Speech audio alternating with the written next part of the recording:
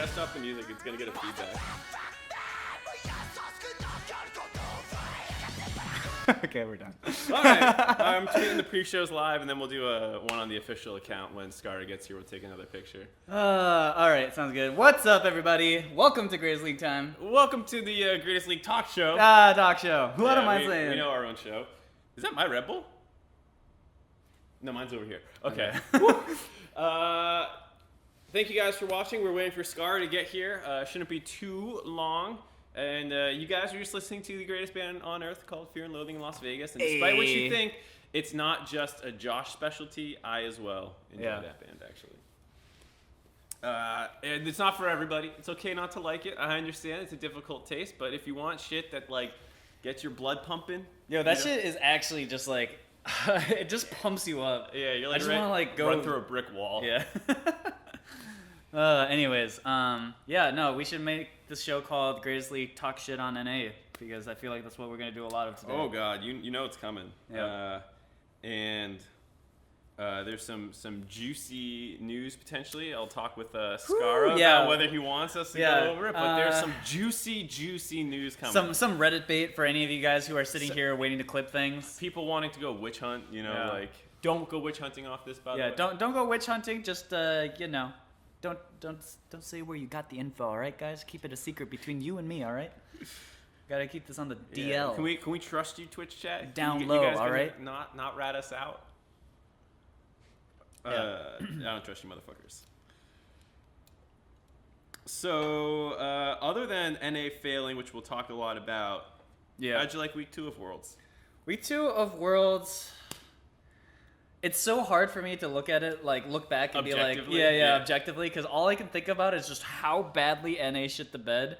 But I think a couple of the things that I had a lot of fun watching was sort of my favorite thing about Worlds, just in general, is that because the tournament is so long and you're forced on a meta, like a particular meta for so long, you see things start to shift in picks within itself, you know? And I think that's one of the coolest things, and I think like the Caitlyn Janna strategy is kind of one of the examples of that, like, if everyone's gonna picking like these scaling bot lanes, let's just pick the most lane dominant bot lane. Exactly, and I think that's interesting because then now picks and bans in the future are gonna also change, and now just in time for the best of fives, that's my favorite part about Worlds is seeing how it can change, like things that look like aren't that good suddenly become good. Like no one thought Caitlyn was gonna be played at Worlds. This was during the patch where Caitlyn was weak. Yeah, she got so many nerfs in a row. This one was like the big one where she got like a lot of her natural attack speed reduced like by like 3% or something.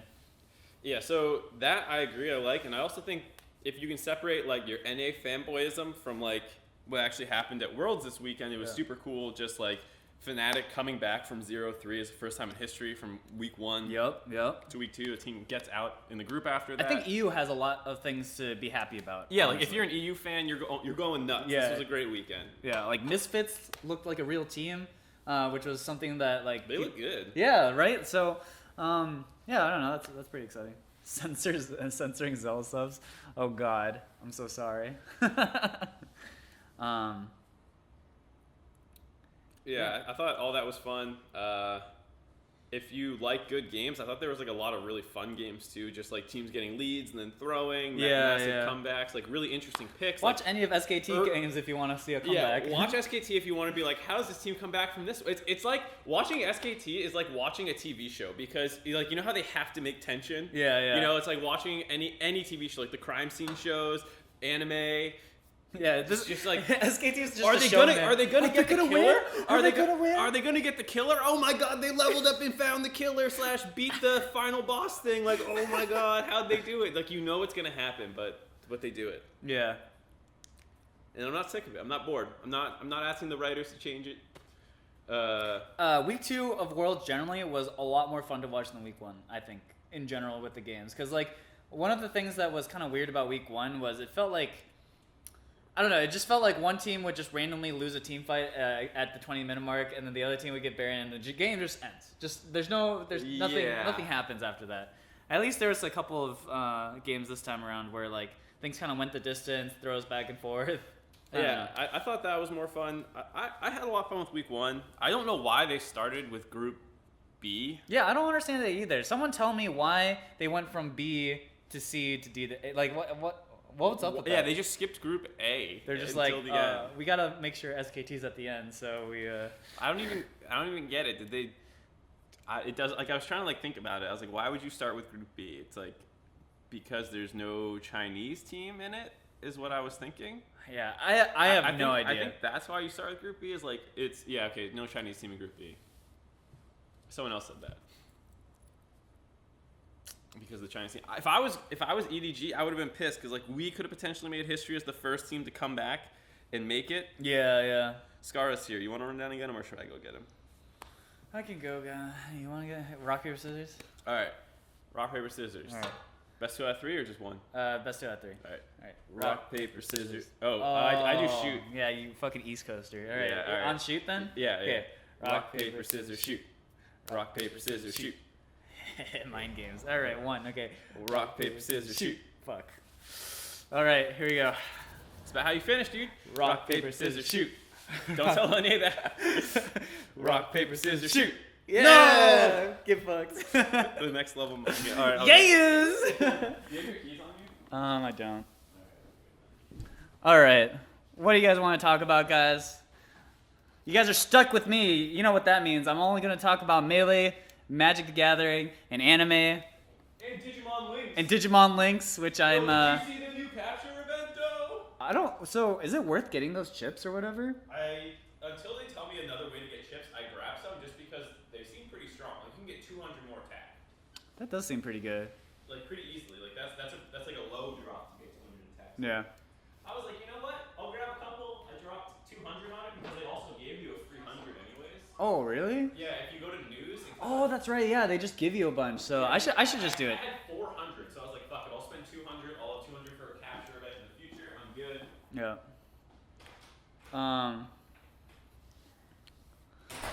So yeah, guys, let's talk about the Summit vote. Which so if you guys heard me before, I was Yeazing. If you guys watch Melee, you would know that's like the trademark Chudat thing. And holy shit, is anyone kind of concerned about Smash Summit? Because like I'm watching all the drama that's happening around it. So like, so to give you non-Smash people like an insight into what's going on right now. Basically, there's this big event that happens called the Summit. And they do this for Dota 2, I believe, as well. It didn't start in Smash. But what they do is you get to invite people into the Summit based off of votes that people, whatever. They get them through buying through the shop. But because that people can buy votes, there's been a lot of drama because... like, for example, today we found out that a bunch of people voted for Chudat and then they charged back, and so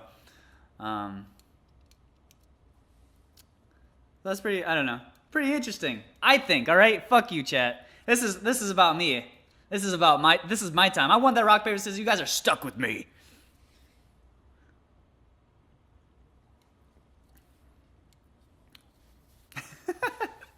Zodiac Sheep, I'm a big fan.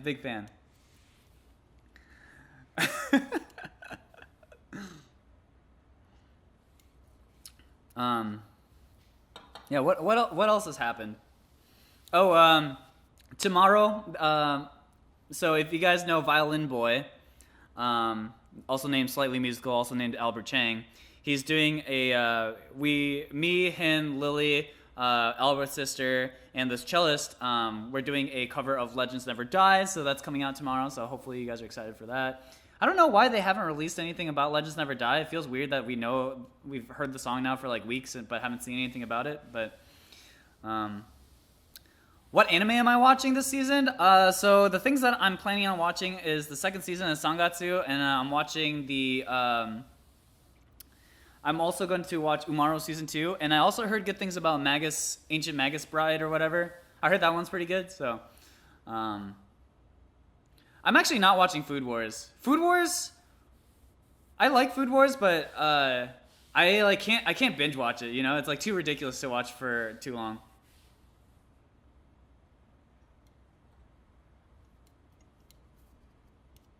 I love how divisive my presence here on Scarra's channel is, where like half of y'all are like, you guys are degenerate weebs just like I am, and then the other half of you guys just hate everything weeb.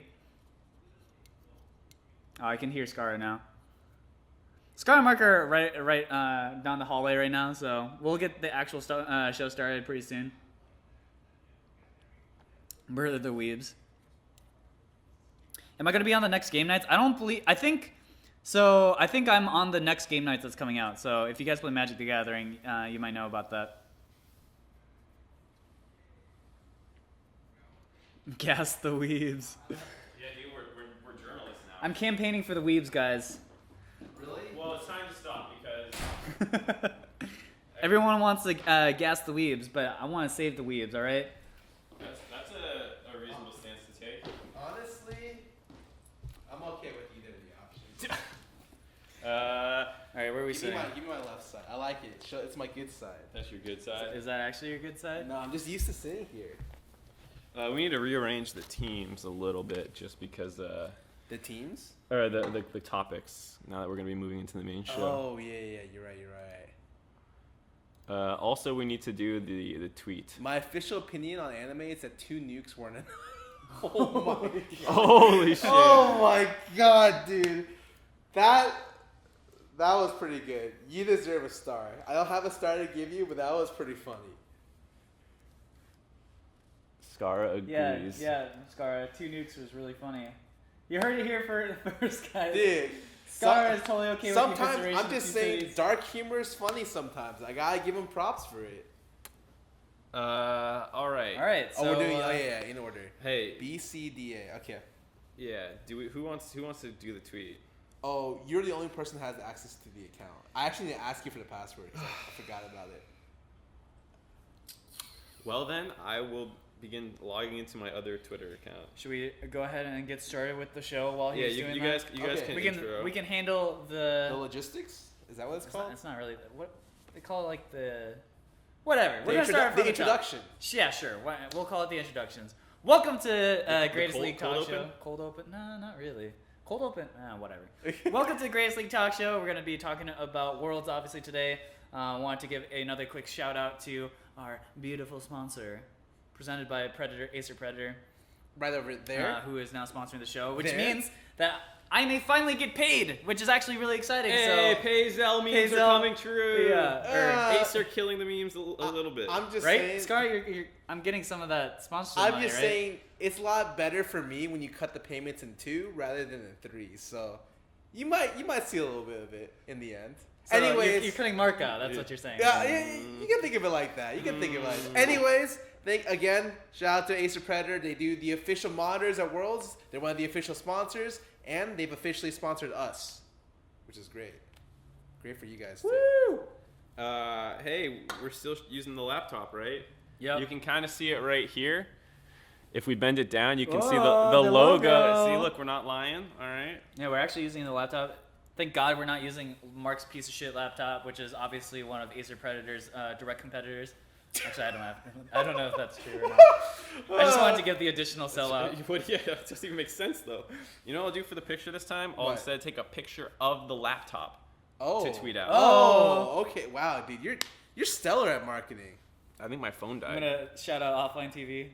Oh, your phone died? Oh no, there it goes. Okay, I was gonna say it just went black. You're the only person with access to Twitter right now. I can log in on another. Like my brain didn't disappear. Okay, well, I don't know about that. I don't know about that. Wait, your group is called the Hydration Nation? I don't even have a saying. People just make up stuff. So it's like the Hydration Nation, Scarra Slaves. They're just the random names that get thrown around. I never agreed to any of them. You never were one of those people who came up with a stupid name for their subs so they feel like they're a part of something. We're the Scarribers. The Scarra Squad. Welcome to the Scarra Squad. Oh my god. Why isn't it called the Pokey Posse or like? You know, for the alliteration.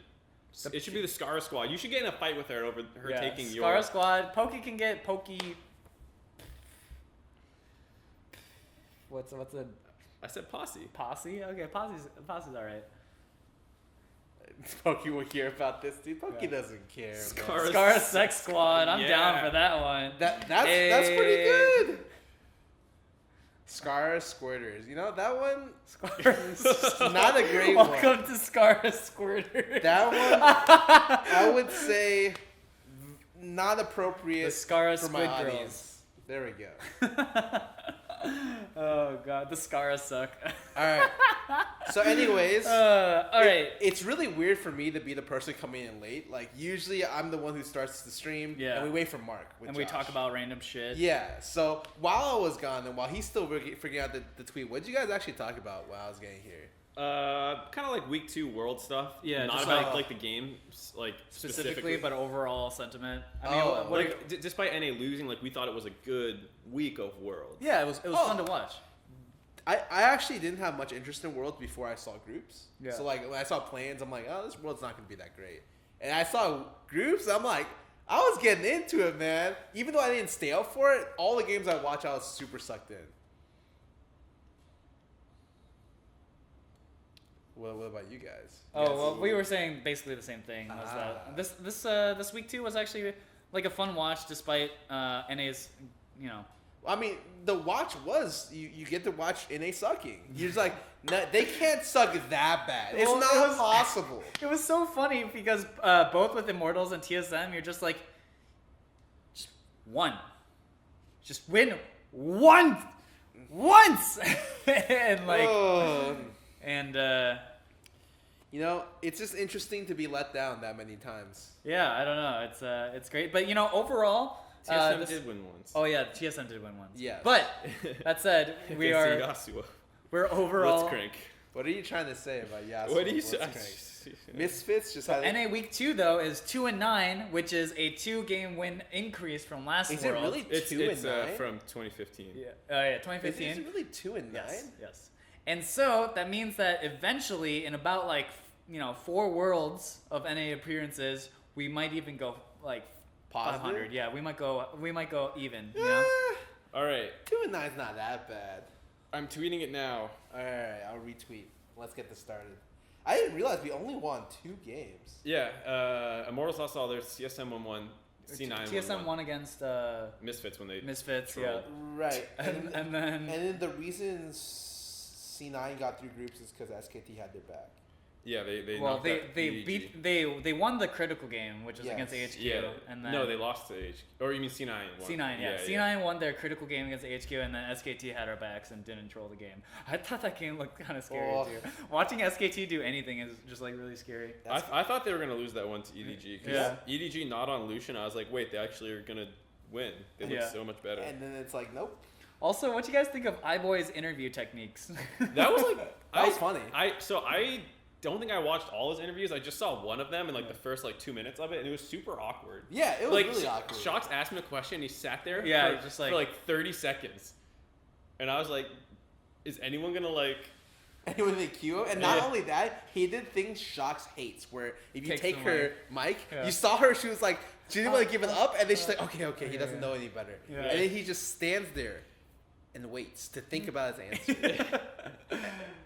And then he goes. I would like to think that iBoy knows what he's doing, and he's just fucking around. There's no way. I would love to think that, but he's like, he's like a 16, 12, 8-year-old. No, 7-year-old. I was watching with Chris, and he's like, that guy's not legal. There's no way he's above age for this tournament. Yeah. They cheated in the Olympics. They did it again this time. I'm like, dude, come on, man. Just because he looks kind of young doesn't mean Riot would do that. He's the new Chinese experiment where they get a kid to start playing League at the age actually, of what 1. they do is it's Benjamin Button. So he's been playing League for 60 years.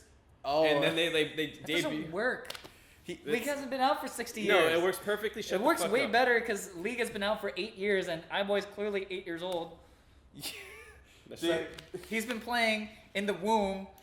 He literally played 20 games total before he got to Worlds. Did you guys retweet the thingy, by the way? Oh, no. I told you, the tweet's out now. We can start the show. We can stop pretending that we care about iBoy's interview. I kind of care. I kind of care. It's pretty funny. All right. I retweeted. Anyways, welcome, guys, to Greatest League Talkshow.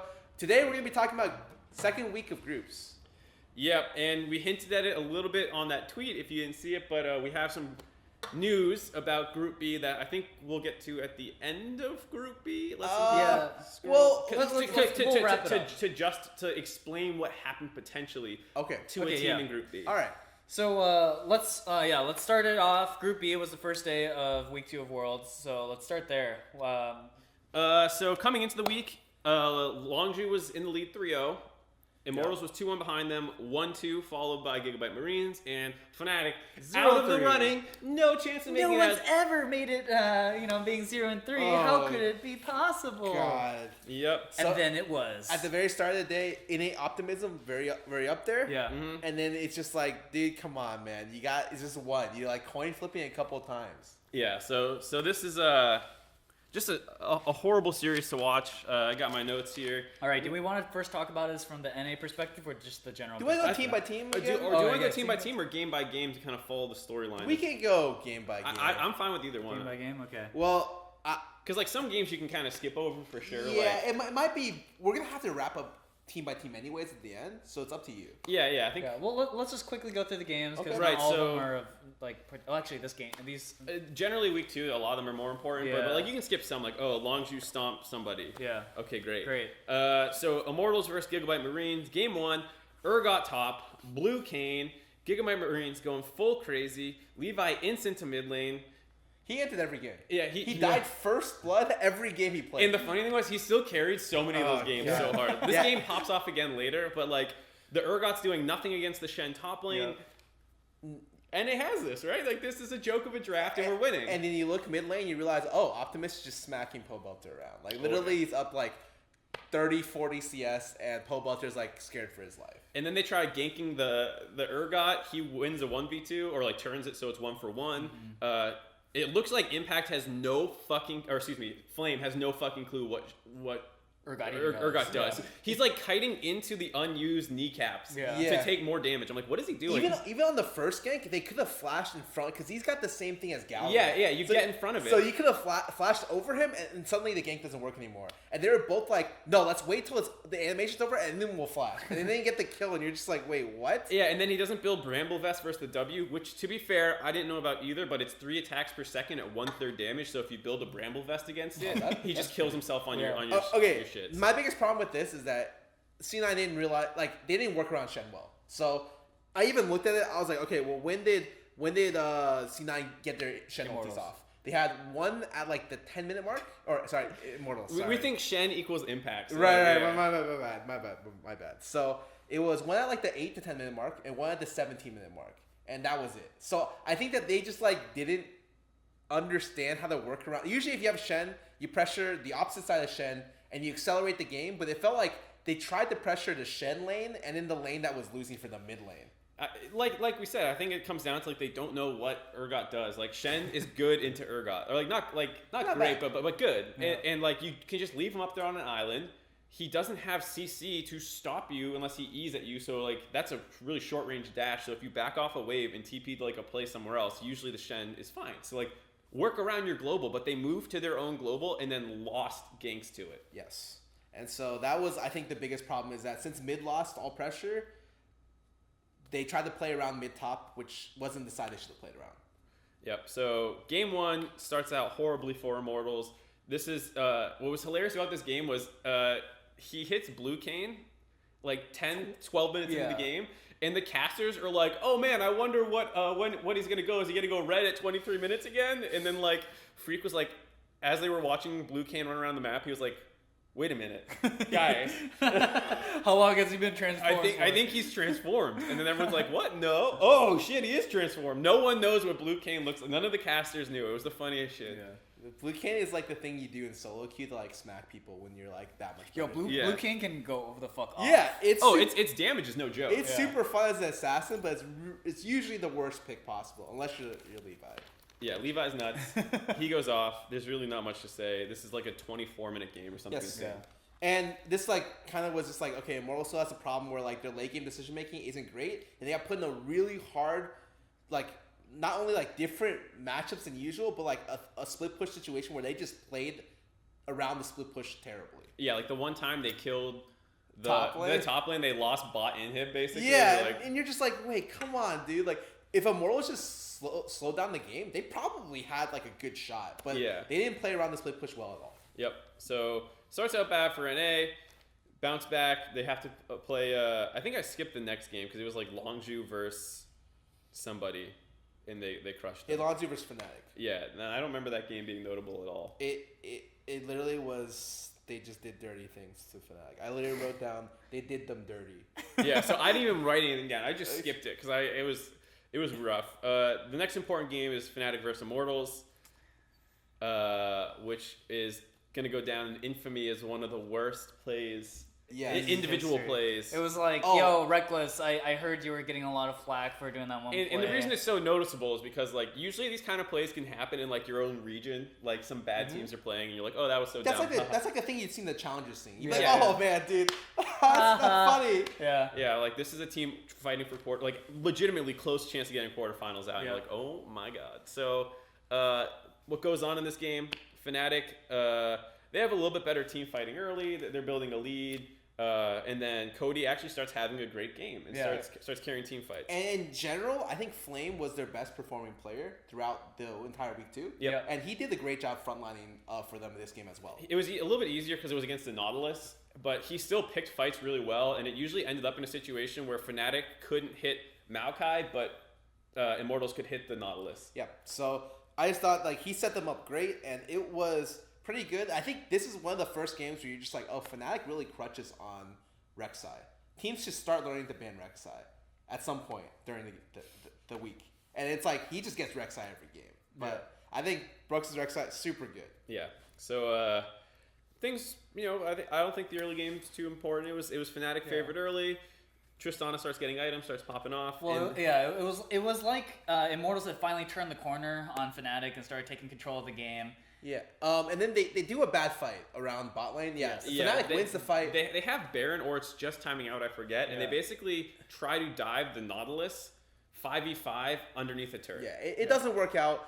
It was possible that they lose like at most inhib off that. Yeah. But instead, the way they executed the kite out. So like they're at the inner turret of Fnatic, and they have no turrets all the way towards their bot inhib. No minions either. No minions. So like, they have a really long way to run to get out of this. Yeah. And it's the Tristana and the Ezreal that's left. It would have just worked out fine if they had just either stalled out or not flashed into the enemy team. Yeah. And that's what happened. What else happened after he flashed? He didn't just flash and kill himself. He ultied Bruxa into Smithy to kill him too. I forgot. There we go. It's a 2 for 1. That's why the play's so bad. Is because it's literally like both of them can live, and Cody's son kills both of them. Yeah. It was by far the worst possible outcome at that point. Yeah, and so, like someone said, like there was where's the dive scene for a reason. Sorry. They like there was a giant tornado coming, and so what people were saying was like he wanted to Buster shot the Cassio away, and then he saw the tornado, so he wanted to flash the tornado. Legit, Pobelter was streaming today. He said on stream it was just a fat finger. Like Cody's son ended up fat fingering the flash in like a terrible way. Yeah. And I'm just like, that's what I thought happened. Yeah. So either way, like no matter what you want to do, horrible play, kills both of them. Fnatic, like because they have this whole long lane to run up, they get some minions, they push all the way up to the base, and they end the game. Yeah. Just. And it was so close to like Immortals defending. Yep. It's so clear that if Cody didn't do that, like Immortals, they were in the driving seat. I think if they just didn't dive the next play, they still had the game in the bag. Like they had a really good chance of winning. Yeah. And it was like they just had to lose bot inhib and be fine. Yeah. But that's not the case, unfortunately. Anyways, let's go to the next game. Yeah. I mean, Fnatic gave one to Immortals. Immortals gives ones back. Yeah.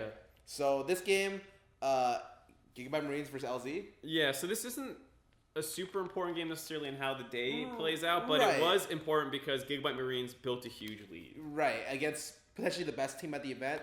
After their best player, Levi gets target banned like up and down the stretch. Literally, he gets like 3 specific Django bans, and then they pull out zillion rank. Yeah. Excellent. It's amazing. And then people are like, wait, Julian can't proc Ardent Sensor? How is he going to do that? Well, there's this funny mastery. Yeah. Anyone can proc Ardent Sensor if they really want to. Bond of Stone, baby. Let's go. And really, actually, Longz is winning this game pretty well, and then they start team fighting around Dragon. Yeah, it's like 4-1 or something. Yeah, and then they start team fighting around Dragon, and it just turns out, Rengar Galio is like a deadly comp. Yeah. Any assassin that can jump in. You saw even Longzhu did it in their game where they ended up taking Samsung did it when they took Kazakh's Galio. Kaz Galio. Assassin jungle plus Galio top can be pretty gnarly. Yeah. I think people... And because everyone's playing these supports that shield or speed up the front line, or the assassins. This was like a great week to look at just how powerful Galio mid was. Because I thought he was like getting out of the meta a little bit, but no, this champ is like nuts. Like straight up will hard carry your team comp in like multiple different ways. Right. You have to give credit to Levi though. Like that fight that they won, he was very patient with his ult Raptor on the backside, solos out BDD, like a bunch of really good stuff. No. Like Levi is legit mechanically an amazing player. Like I would love to see this guy on an NA team. Potentially. Cross our fingers. Facebook. Yeah. Just a Facebook message. I'm just saying, one of the top teams, for instance, who may need a new jungler after this season, I'd potentially win them on that. Right. So what ends up happening? They start snowballing. Things looking really great. They have like a 10k gold lead. Yeah. They're working down the top inhibitor. They're going to break the top inhibitor. They break it and just go too far. Yeah, they just try and team fight after they just took the first inhibitor of the game. Yeah. Like, reset, do it again, keep going. Yeah. And they get a little bit too crazy. Zillion ults the wrong target, and this fight goes 5-0 in Lawrence's favor. And from here on, like, I don't think Zillion lands a good ultimate. Well, so... From my perspective, it was like they lost this critical team fight, and it's like, okay, well, Gigabyte Marines, it's still, the ball's still in their court. Like, LongZhu is still figuring out, like, how do we fight around this, like, Galio Zillion Rengar combo, and then they team fight again, and the kind of similar thing happens. Zillion just doesn't get the right ulti target, and then they lose the team fight again, and then that's when, like, the whole game kind of falls apart. I think it got to the point where, like, essentially their initial opening burst wasn't strong enough with the res of Zillion to be effective. Like the comp only works if your initial like shotgun is strong enough to where like the other team gets so injured they can't fight after. Well, also the Zillion ult needs to actually do something. Yeah. I mean, like he's literally a stun bot if you get really lucky, and maybe you can get it on frontline pretty consistently, but you're diving, so that's not going to help that much. You miss your ults on the Rengar and the Xayah and different people at different points. And then, like, all you're doing then is you're maybe an Ardent Sensor proc. Zillion's fucking useless if your ults are bad. Yeah. And he didn't... And, like, some of these ults were a little hard to land at points, but some of them were just straight bad. Like, I don't know. You can't win team fights if you're, like, 4v5. Yeah, I kind of understood the first team fight at the top inhib, because, like, Gragas knocked everyone into each other, so, like, I can kind of see how mechanically that might be, like, easier to mess up. The one at the Dragon, he ulted himself because he got chunked a little bit too hard early, and then it just ended up not being good for them. Yeah, the one in mid lane, like the Rengar goes too far in, can't get to him, and then Xayah gets turned on, and Xayah has ult, and he ults while Xayah's ulting, so Xayah lives at full health with a Zillion ult on. It comes off the rails for Gigabyte Marines, but a good showing in this game. Yeah. Gigabyte versus Fnatic, another stomp. Basically, they try to pick Urgot top again, and Fnatic's like, "What the fuck are you doing?" No, it's really just like, oh, yeah. Broke's just like, okay, well, I think a counter to this champion might be just the chain gank it, and then he just goes top to the point where Soaz starts the game like 4-0. Yeah, something disgusting. Really far ahead. And then they flip the pressure bottom. Yeah, Reckless starts snowballing. Yeah, Soaz does a good job with his juggler to be able to snowball the early pressure. Twitch eventually picks up kills here and there. Really straightforward game. Yeah. Not too much to say. Brings us to LongZhu versus Immortals. Hey, Rascal's in, guys. You think we might be able to win? He's actually not bad.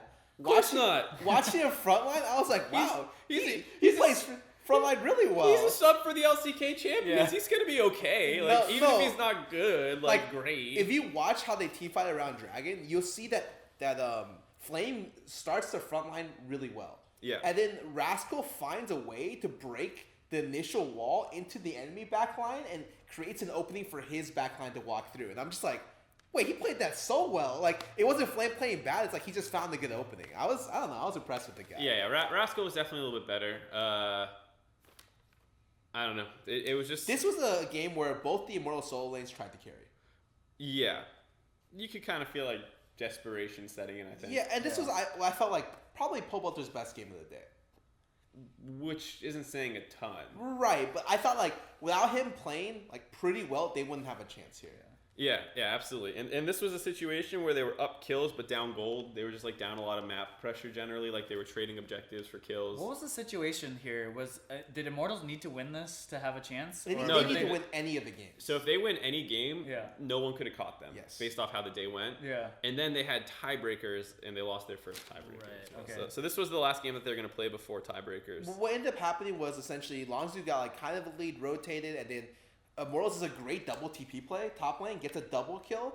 And then Pobalt at this point is like 1-0-4, doing a great job. They take 2 dragon fights where LongZhu just comes out ahead. They just team fight better. Yep. Nothing to say about that. And then it's still a really close game until like the random Barons. Yeah, the Baron fight happens. Pobalt suicides for prey, and they kill because the biggest problem has been like Varus Janna starts just taking over the game. Yeah. So Pobalt suicides with package to get prey. And if you watch the team fight come out, Cody's not gonna carry this fight so hard. He just like didn't pay attention to all the stuff that could happen to him. Gets Jarvan knocked up into Shenton and then dies instantly. Yeah. But he had flash, so he flashes the Jarvan knock up. He could have 2v3'd with the support. Yeah. So unfortunately, it didn't work out for them. And then slowly, the enemy team frontline just gets too strong. Yeah, Prey was playing like a goddamn monster that game, by the way. Yeah, that was the team fight where Pastry lost his mind. Yeah, I mean, he did like 11,000 or something. Something disgusting. Yeah, I mean, Prey's pretty much cemented himself this tournament as like the AD to beat, I think. Yeah, I think it was closer between him and Bang last year, and then this year it's not close. This year, like, I don't know, SKT still has this Uzi, game series. Like, come on. Oh, yeah. I feel like Uzi would be closer than Bang right now. Yeah, I think it's pretty close between Uzi and Prey. No. Anyways, this like you said, big Baron throw brings us into the first tiebreaker of the day. Okay, which I was expecting a Rek'Sai ban. At some point during this day, I was like, this guy's done pretty well on this champion. He hasn't proved his other champions are as good, but with this champion, he's done really well. And you should probably consider banning this champion. Doesn't get banned. Malzahar pick comes in as well. Yes, which was really smart, I think. As long as their bot lane gets ahead. Wait, was it their bot lane? I think as long as their bot lane stays even, the Malzahar pick ends up being quite relevant. Right, and especially at 6, it's just such a pain for Ryze, who has no mobility. Flash ult into follow up from Rek'Sai is like 100% dead. Yeah, and when you're like at this spot and you're struggling with execution, a lot of these teams in these high pressure moments are struggling with execution.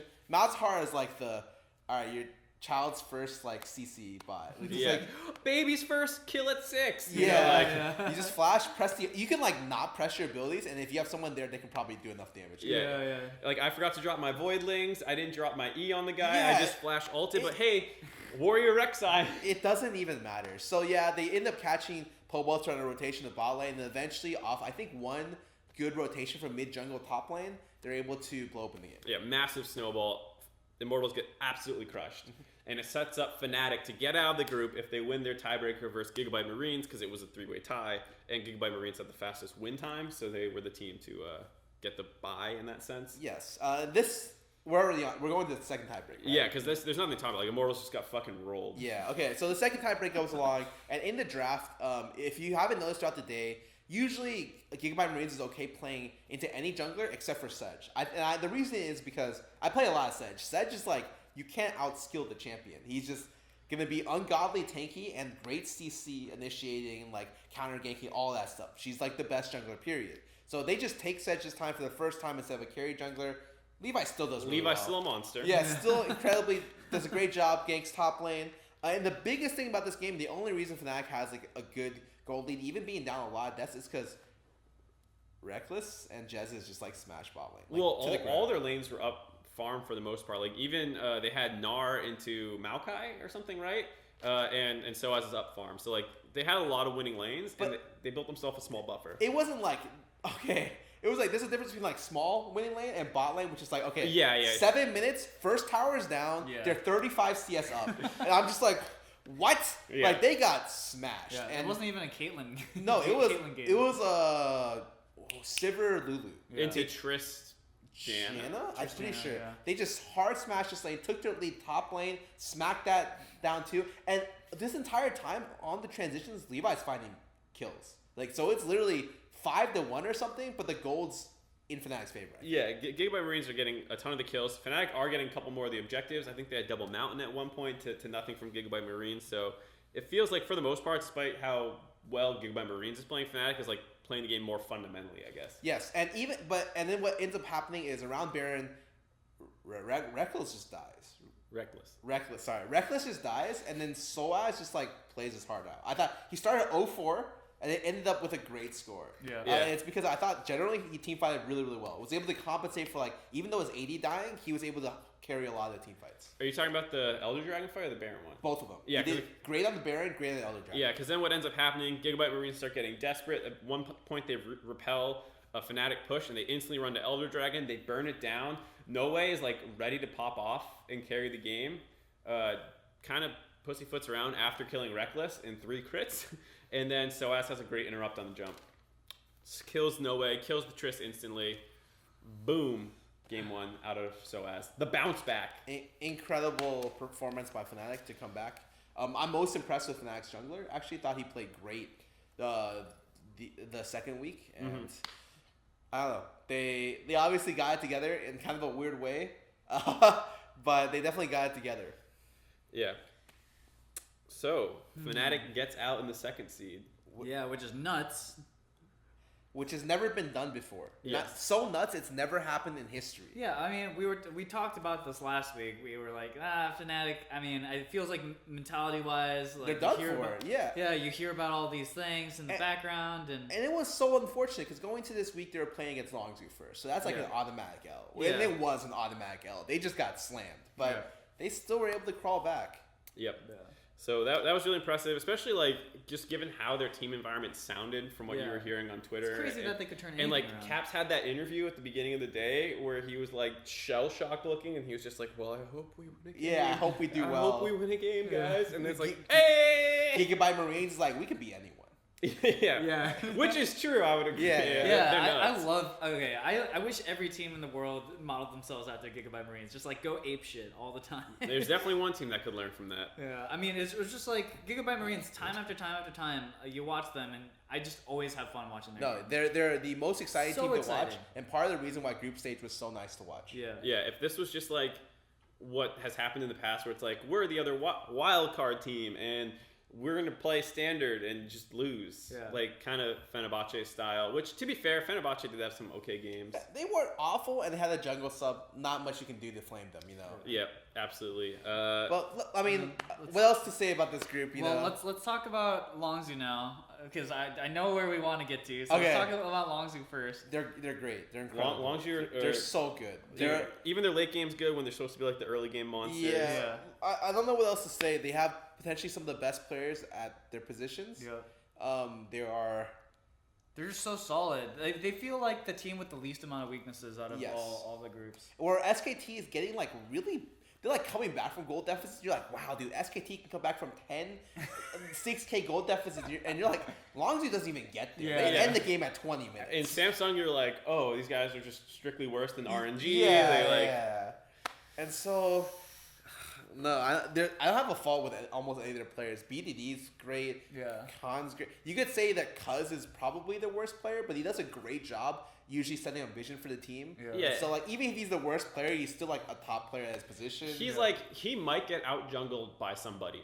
And, like, there's very few who will actually out-jungle him over the course of an entire series, but he's not going to be useless. Yeah. He's not that exploitable. It feels like the whole team is not exploitable, right? Like, I don't know. Yeah. Anyways, that's Longzhu. I think coming out of groups week 2, I'm like, okay, they look like the top runner. But anyways, let's get to the juicy news. This is what me and Mark were hinting at earlier today. All right. So it's about Immortals, guys. Get ready to get mad. Right. CNN, we're cutting into real news, real talk. Get your clips ready. All right. So I feel a little bad about sharing this information because it's somewhat private, but given the nature that it happened, I don't think so. So what happened was a certain player on Immortals, I don't want to get into specifics, 2 nights before competition. So, you know, if LCS happens on Saturday, this would be like Thursday. 2 nights before the competition, went out and got really drunk. And this was in a place, public, with multiple people in the scene. I've heard this story from multiple people. got like white girl wasted, blackout drunk. I've heard it phrased a lot of different ways. And Immortals had some staff members with them. I don't know if they didn't notice that like the player was getting really messed up. You know, I don't know the scene because I wasn't there. All I know is those like 3 facts. 2 days before competition, player blackout drunk. Staff was in the vicinity to potentially have stopped it somehow, though I don't know. Now, let's not go ahead and say that this is any excuse for them losing. No, they sucked. This is not an excuse for them losing. What this is a massive frustration as an NA fan because that's not acceptable behavior during the week. Like when I coach, every coach I know in North America would be like, you can't get fucked up on a Thursday night before the LCS, and you're doing it on the world stage. Yeah, potentially some of the most important games of your entire career. Yeah, for all the international events I went to, talking to all the teams, this is usually the schedule. It's like, okay, well, you know the day you're gonna play on. Before the day, you're literally like running through draft with your team the entire time. So I don't know the impact of what happened. Like, did this piss off his teammates? Did the person miss meetings? Did this make it so that they couldn't focus during prep meetings? Like, I don't know the influence of it, but at the end of the day, it's inexcusable behavior. Like, this happens in the NBA. J.R. Smith, one time in a playoff series, went out to a club and got, like, pictures taken of him getting fucked up, and he got torn apart by the New York media and everybody. So, like, I mean, and it's the same thing. Even, like, on a closer note, this happened in CSGO. For, like, a major... it was like the finals team ended up getting like wasted the day before. Yeah, they were like late. They were late to the event, like, and they got torn apart because they were just like, dude, that's unacceptable. You know? Yeah, this whole thing is just so ridiculous that someone would do anything like potentially harmful to your chances here. Yeah, and so when people tell me like, well, man, what's wrong with NA? Like all these questions, I think each team has like different individual problems. Yeah. But like when I see things like, oh man, best of 3 is going to best of 1's going to kill NA. It's like, bro, we didn't get past best of 1. Yeah. Our best team fucking choked in the best of 1 stage. Yeah. We have players apparently getting blackout drunk 2 days before a competition. Like, do you ever hear like Korean stories about that stuff? That's unfortunate. Yeah, it was the Immortal CSGO team. Yeah, it was the Immortal CSGO team. That's actually pretty it's just one of those things that like you look at culturally, like if you're looking at like what is wrong with NA, how about we fix like all this stupid shit, right? Behaviorally, like you hear about stories of like Samsung when they won World, what do? They grinded until their fucking like eyes bled. Yeah, like I'm not saying you have to be that kind of like team, but like professionalism is still expected, and like. If we're not meeting that metric, then like that's a bigger problem in the scene to me than like some of these other things. And like, it's just horribly disappointing to hear. They could have. I don't care if they get blackout drunk after like the night that they win. Wait, 1 month. Even if you can't wait a month and you want to celebrate making bracket stage, go ahead. Yeah, if I hear all the players just like pass out the club somewhere, I'd be like, well, I mean, they got out of groups. There's a travel day coming up. They have to move 5 days to get to the next venue. Yeah, they can't even practice the next day because they have to go. Like they're waiting for all the other games to finish. They don't know who their opponent is. They can't really start prep work. Like, I would be absolutely fine if this happened the day that after they won, but like 2 days before your matches, and then you go 0-4. I can't imagine that had zero influence on that. Right. You wanted juicier news than a player on a team getting fucked up with staff around after, like before they go 0-4. Dude, what do you want? Someone to get murdered? Yeah, we're not TMZ, man, not yet. Yeah, not yet. I don't know. Horribly disappointing. Get me out of Group B. Yeah. All right. What's the next group? Oh, wait, by the way, we're going in order that they played. Yeah. Not in the order of the group. Right. So group A will come last. Yeah. C9 coming up clutch. All right. So out of Group B, we had Longzhu and Fnatic with the surprise pick who come out. Now let's talk about Group C. Group C felt like a really fast group to me because it felt like most of what was expected to happen happened. Probably the closest group to going to week 1 expectations. Yeah. And even though the expectations ended up being true, the actual level of the teams playing in Group C were very good. Right. Like surprisingly good. I wouldn't have a problem having an argument that like G2 was potentially the best Western team. Yeah, I wouldn't. They played really well. Like when you're watching like a lot of the other Western Rises and you watch Brooks play Rise, you're like, wow, this guy's trying to hard carry his team on his back. I mean, people now argue that like Perks should have been voted as like the top Western mid, you know, versus say like something like Bergson. I mean, that's what the argument in hindsight, it's so easy to make arguments like that. Yeah, sure. I'm just saying that's how strong his performance is. Right. So obviously G2 did great, not enough to get out. RNG and Samsung get out, but like it was a good performance by them, and that was like tough to watch when like Perks was like crying on stage, and like the whole Chinese crowd was cheering him on. That was like that was brutal. Yeah, that was not fun. I felt really bad for them. Anyways, getting into the first game, G2 versus RNG. G2 actually comes out and smashes them, and you think like, holy shit, G2 has a chance. They play really well. Like, if you had any complaints about Perks, like, shut him down. He played great this game. He worked a trick to snowball bot lane. Yeah, bot absolutely destroyed the aggressive bot lane. I think one of the best games of the day in this game. So it was just like, wow. Those are the big question marks you'd have of this team going in. Yeah, so that was just huge. They punished the bot lane, which is like, that's supposed to be RNG's best point.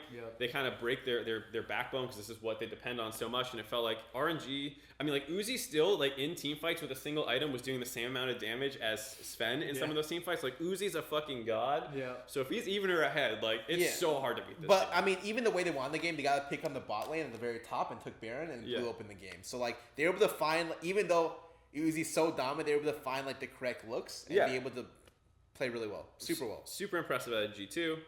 The next game was Samsung versus Fenerbahce. I didn't take notes on this one. I mean, I did. For pretty much all the Fenerbahce games, they're good. They're not that bad. I guess is the best way to describe it. They're clearly a level down, and what happens is early game, they're pretty much even. And when they get to team fights, they just lose because they're just not as good. They have a random ass juggler that they started playing with like a week before Worlds, and essentially, like, they weren't expected to match up with like the RNGs, the Samsungs, and so they got put in the toughest group. There's no easy game here. It's not like you have to play a Flash Wolves who, they're still decent on the worlds, like on the non-world stage, but like Fenerbahce had the toughest group. Really, all I wrote in this is that it was fairly even, and then one drag fight goes 5-2 for Samsung. They didn't disappoint as a fourth place. So interesting fact: 1907 Fenerbahce had the second lowest gold lead at 15 minutes. They were negative 1500 or 1420 or something like that. Guess who was worse than them? Who? Guess the worst? TSM. And they were TSM had the worst early game stats. Negative 1900. Fenerbahce also had more first bloods than TSM got this many. Yeah, they had 0. Did they really have 0? This many first bloods. Yeah, so we'll get into TSM as a follow-up point, but you could argue they played better than TSM. That they played better than TSM. At least the early game. And I would probably give them I would agree with the early game. If you look at their kill-to-death ratio, though, it's hilariously bad. It's like 0.3. Like 3 people died. No, they just don't function well in team fights. Like, and a lot of meta right now is do team fight unless you're crazy, like you can buy Marines and you can split push 3 lanes with Blue Cane. Yeah. For the most part, team fighting is huge, and they lose all their team fights against better teams. Yep. So it's unfortunate Fenerbahce got put in this group. They probably wouldn't have gotten out of any group, but they might have been able to steal a game from some of these teams that have worse late games. Yeah. All right, next game, Samsung versus G2. This is the game where everyone looks at the draft and they're just like, why did they pick Kog'Maw instead of Trist? To which I second to some degree. I'm just like, yeah, Trist would have been a better pick. Yeah. I don't know. I feel like Kog'Maw power spikes a little earlier. Like, I don't one of the craziest things to me is people kept calling Kog'Maw a scaling pick. I was like, what are you smoking? Kog'Maw's power spikes on 1 item and 2 items, and then maybe 3, and then drops off. I think he's good until like 4.5. Yeah, until the enemy AD carry has like better lifesteal, AD ratios, and crit. The crit, Yeah, his damage is nuts. The biggest thing here is just me not understanding that Ambition like really wants to play Kha'Zix, and he's good at it. He is very good at playing Kha'Zix, and so that's his bread and butter since he first joined professional. Yeah, even mid lane. Yeah. He actually played so well. Worked with Galio to be able to pick out the backline, even in like really hectic team fights. And a lot of this game was you watching Perks on Rise just get like so much pressure. He got first blood. Using like some random ulti off the side to get a pick on Ambition, I think, and then he in the team fights he's playing them out super well. Yeah, but this is like we said the Galio Kha'Zix game. Kha'Zix is pretty nuts. So I actually liked, Galio's pretty nuts with Kha'Zix because you get the damage reduction, you get the invisibility. There's so many things that make it actually hard to pin down a Kha'Zix if he jumps in. And to be fair, Kog'Maw wasn't really an issue up until they lost Baron. And the reason they lost Baron is because Kog'Maw face checked the bush with Kha'Zix in it. Like, that has nothing to do with the champion. That's just Sven lost his brain for a little bit. Yeah, you even have an ability that's great for scouting bushes. Yeah, so it was just like really bad by him. And then after that point, there's no way they come back with that comp. Yeah. see people still talking about Kog'Maw. Ginsu's Rage Blade, Ardent Sensor, first power spike. Yeah. Hurricane, that's a good build for skirmishing. And then you get your Hurricane, and you are 100%. You don't even need the board. Hurricane, Ginsu's, Ardent, you are a team fight god. Yeah, and especially right now with Ardent healing on this patch, which is super OP, by the way. Ardent makes pretty much any champion like super strong. Yeah, so... anyways, the Kog'Maw pick, I agree that it's more punishable. It's a lot more punishable than a Tristana.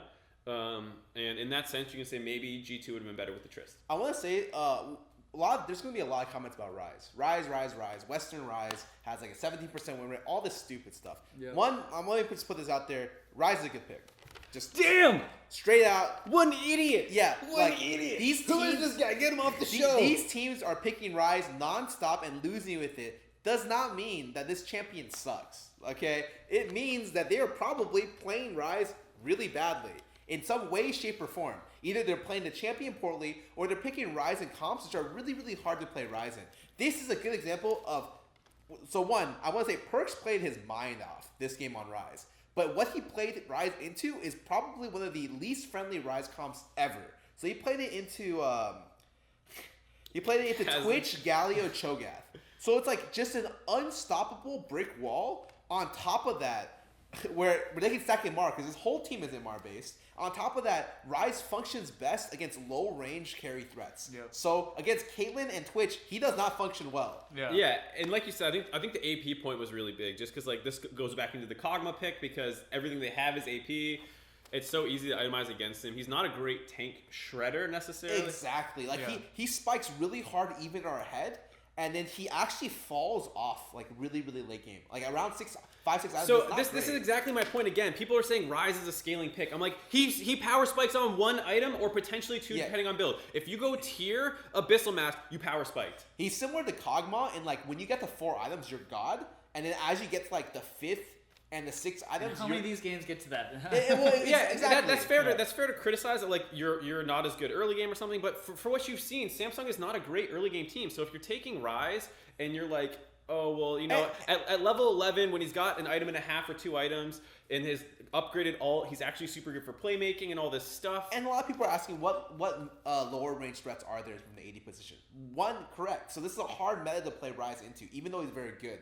2, there's champions like Xayah, for instance, where you can easily play into. There was a Sivir pick today. Tristana isn't super high range till later into the game, so if you want to take advantage of that, fine. But if you're playing into Galio Cho'Gath, which Cho'Gath has always done really well into Rise, and like the longest range AD in the game, it's going to be difficult for you. And you see a lot of these Rise matchups, the enemy top laner is almost always Cho'Gath, because it shuts down Rise really, really well. And there's mid laners that are short range too. Like it's not just the AD threats. Like you can catch out things like a Cassio and just like set up perfect CC, and she'll take cleanse, and you get into that whole game. But so let me play devil's advocate here, because like we talked a little bit about why Rise might be a bad pick. Do you think teams are just picking Rise into just terrible situations, and then therefore he's? I think so there's a couple things. I think he is relatively higher barrier to execute because he's very hard. Very high. Because you need to coordinate his route early on to abuse other mid laners, which is something TSM, when they picked Rise, never did. Yeah. It forces the opposing mid laner to pick cleanse, because otherwise you just die to game. You're supposed to pick cleanse versus it. It should get you a summoner advantage. At level 11, you need to start playing the map, either 1-3-1 or being able to roam to side lanes with it. Either way, you need to start playing the map well with Rise. Yeah. And I think a lot of the times people pick Rise against a better team who controls the map better than them, and then you say, oh my god, Rise is useless. Or you know, the Koreans pick Rise and they're just like, well, all the NA teams just suck at Rise because they're just not good enough. It's like, yeah, because you're playing it into like the better team that also plays like the Rise counter as well. Mm-hmm. Right, so we'll talk about barrier of execution when we get to TSM, because that's what I want to talk about a little bit too. Yeah. But sorry, I just wanted to go off because like I see a lot of comments. I was so sick of like, no offense to some of the casters, but like a lot of them were like, oh man, they took Rise Kog'Maw, they took a scaling comp. And I'm like, dude, your power spike can get 20 minutes. That's not a scaling comp. Yeah. 20, it's like I think a lot of this... Yeah, it's like 15 to 25 is like your strongest windows. I think a lot of this stuff just comes from the fact of like previous iterations of both those champions were those hyper-scaling late game things. Like the old Kog'Maw was the thing, but like when you look at it now, Kog'Maw is the hardest spiking champion on one item. Kog'Maw's been that for a long time. Triforce, Bork, Kog, those... monster power spikes on 1 and 2 items. Like Kog has not been the super late game carry in forever. Since the advent of Juggernaut, who was designed to be a comp about mid-game power spiking. Yeah. It has not been a late-game champion. It's funny because like no one ever talks the same way about Corki, and Corki and Kog'Maw have almost identical like power spikes in terms of like Corki doesn't even fall off as hard even. Yeah, you can build a void staff. Yeah, Triforce IE Void Staff, and you're like one-shotting people. Yeah, another Shiv item in there. Okay. Anyways, I don't want to get too much. My general opinion on Rise is that people were just playing them bad, and the enemy teams were playing into them very well. Right, and so if you want to criticize Rise picks situationally, like I don't think Rise was good in this draft due to how much magic damage they had, but you have to look at draft order then and all these other factors. Right. So there's a bunch to go with it, but I definitely don't think like all the criticism toward Rise being a bad champion is correct. I think it's just a very hard champion to play, and that's fine. Yep. All right, moving to the next one. Yep. So the next game is Fenerbahce versus G2, which I only talked about RNG. Oh, sorry, yeah, I skipped that one. No, it's Samsung versus. No, wait. It's Fenerbahce versus RNG to Fenerbahce versus G2. Oh, I skipped the RNG game. Yeah, I have five games. You don't need to. This is literally this comp is 3 big bodies. 1 Lulu, 1 Vayne. And eventually, like, obviously, I told you, Fenerbahce doesn't teamfight that well. Eventually, Uzi goes off, and Uzi just, like, is the only damage dealer on the team. So, of course, he's going to look like, Gosu playing against bronze players, which is essentially what happened. Yeah. That was a style point. No, like, it was obviously, like, you saw them pick Vayne. They have Vayne, Galio, and, like, Shogath. So they have the biggest bodies possible with Sedge, and then they have 1 damage dealer with Lulu. All right. You only pick this if you really disrespect the other team. Yeah. And they did. Okay, cool. Yeah. Did you want to keep going on that game? No. Next game. Fenerbahce versus G2. At this point, both of them had been eliminated. So it was a fun game. Fenerbahce took it really, really seriously for the most part in their picks. G2 had a little bit of fun. Got the Yasuo mid.